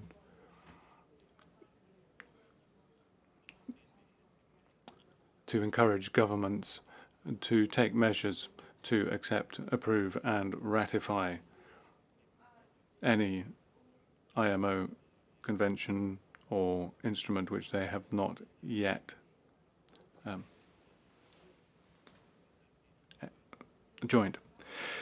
I'm delighted to inform you in this regard that Argentina has recently approved, through Act 27,672, the Cape Town Agreement of 2012 on the application of provisions of the Torremolinos Protocol of 1993 relating to the International Torremolinos Convention for the safety of fishing vessels, and 1977, and also will shortly proceed to take the necessary steps to develop the ratification instrument for the agreement. Thank you. Thank you, Argentina. Excellent news as well with regard to facilitating joining the Cape Town Agreement. Nigeria, you have the floor. Thank you, Mr. Chair. Nigeria welcomes the comprehensive report on the status of IMO conventions and appreciates the Secretary's ongoing efforts to ensure member states are well informed on all status of organizations' legal instruments. The steady IMO membership of 176 states underscores the organization's importance in addressing maritime issues globally. Nigeria encouraged all member states to consider the prompt acceptance of the 2021 amendment to the IMO Convention, and we acknowledge the need for 117 acceptance to bring these amendments into effect. This would further strengthen the governance framework for IMO and enhance its capacity to respond effectively to the evolving needs of the maritime sector. We commend the Secretary General's ongoing outreach and urge Secretariat to continue providing necessary technical assistance to facilitate member states' ratification processes. These efforts are essential to advancing global standards in maritime safety, security, and environmental protection goals with which Nigeria fully supports. We are delighted to inform that Nigeria has recently deposited 3 instruments with the Secretary General, namely the 2005 Protocol on the Convention of the Suppression of Unlawful Acts against the Safety of Fixed Platforms located on the continental shelf. 2, the International Convention on Standard of Training, Certification, and Watchkeeping for Fishing Vessel Personnel. And 3, the Protocol relating to intervention on the high seas in cases of pollution by substances other than on oil. That is the Intervention Protocol 1973. We have also gotten the presidential assent to deposit very soon the Hong Kong Convention, the LLMC Protocol 1996, and the 2002 Protocol of the Athens Convention relating to the carriage of passengers and their luggage by sea. That is PAL Protocol 2002. Thank you, Chair.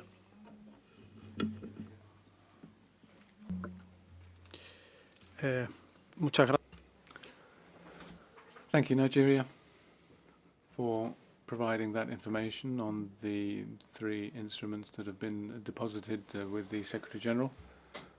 and the upcoming instruments as well. And if there are no further requests for the floor, my understanding is that the Council wishes to take note of the information provided in document C13313.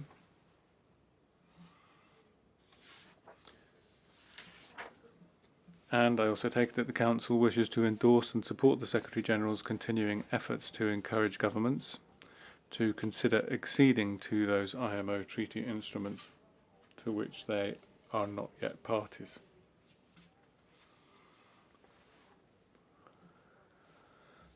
And finally, I take it that the Council supports ongoing efforts by Member States and the Secretariat to bring the 2010 HNS Protocol and the 2012 Cape Town Agreement enter into force at the earliest possible opportunity. If there is no objection, it is so decided.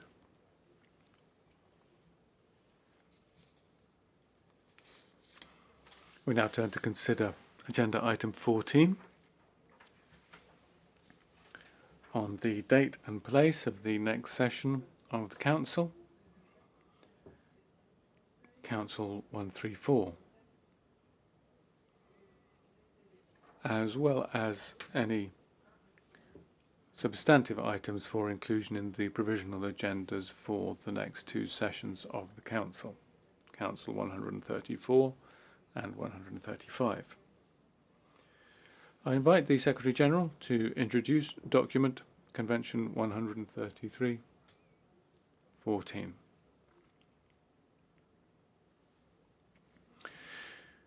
Thank you, Chair.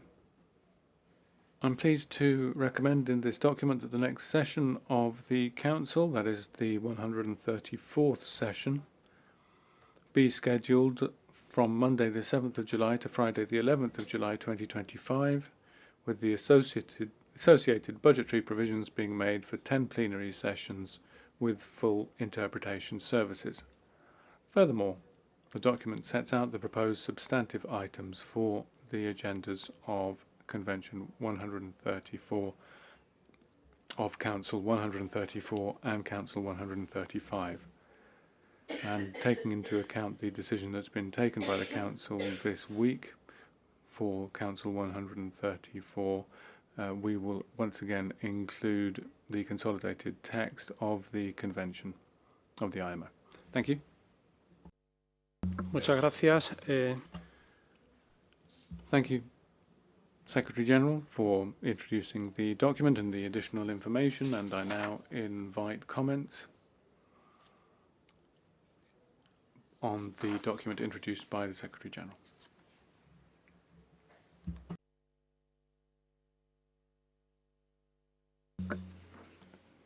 De no haber observaciones. Seeing no comments, I take it that the Council notes the proposed date for the 134th regular session of the Council, as well as the proposed substantive items for agendas of Council 134 and Council 135, with account taken of the information that the Secretary-General has just given us, namely that in Council 134 there will be the inclusion of an item relating to the consolidated text of the IMO Convention. And with no objections, it is so decided. That concludes item 14, and that means that we have completed the agenda planned for our session, and if you'll just allow me a moment, I'll just consult briefly with the Secretariat on a number of administrative matters.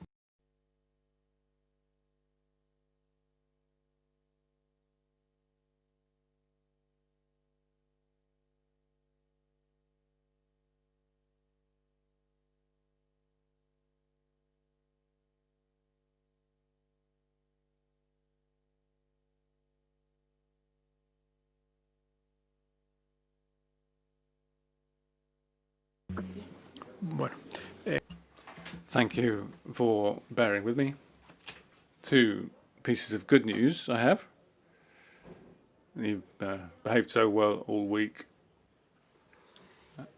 and that is only to be expected from you, of course.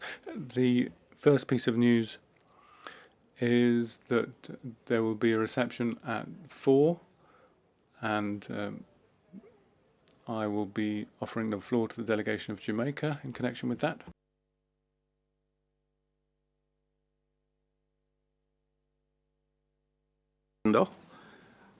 Chair, it's 3 degrees Celsius outside. But upstairs in the delegates' lounge, everyone is invited to a warm Jamaican reception. There'll be reggae music, famous Jamaican drinks, and opportunity to relax and unwind. We're looking forward to seeing everyone, but we're going to say at 4:30. So just hang on a little bit. At 4:30, we're looking to receive everyone upstairs for a Jamaican reggae reception. Thank you.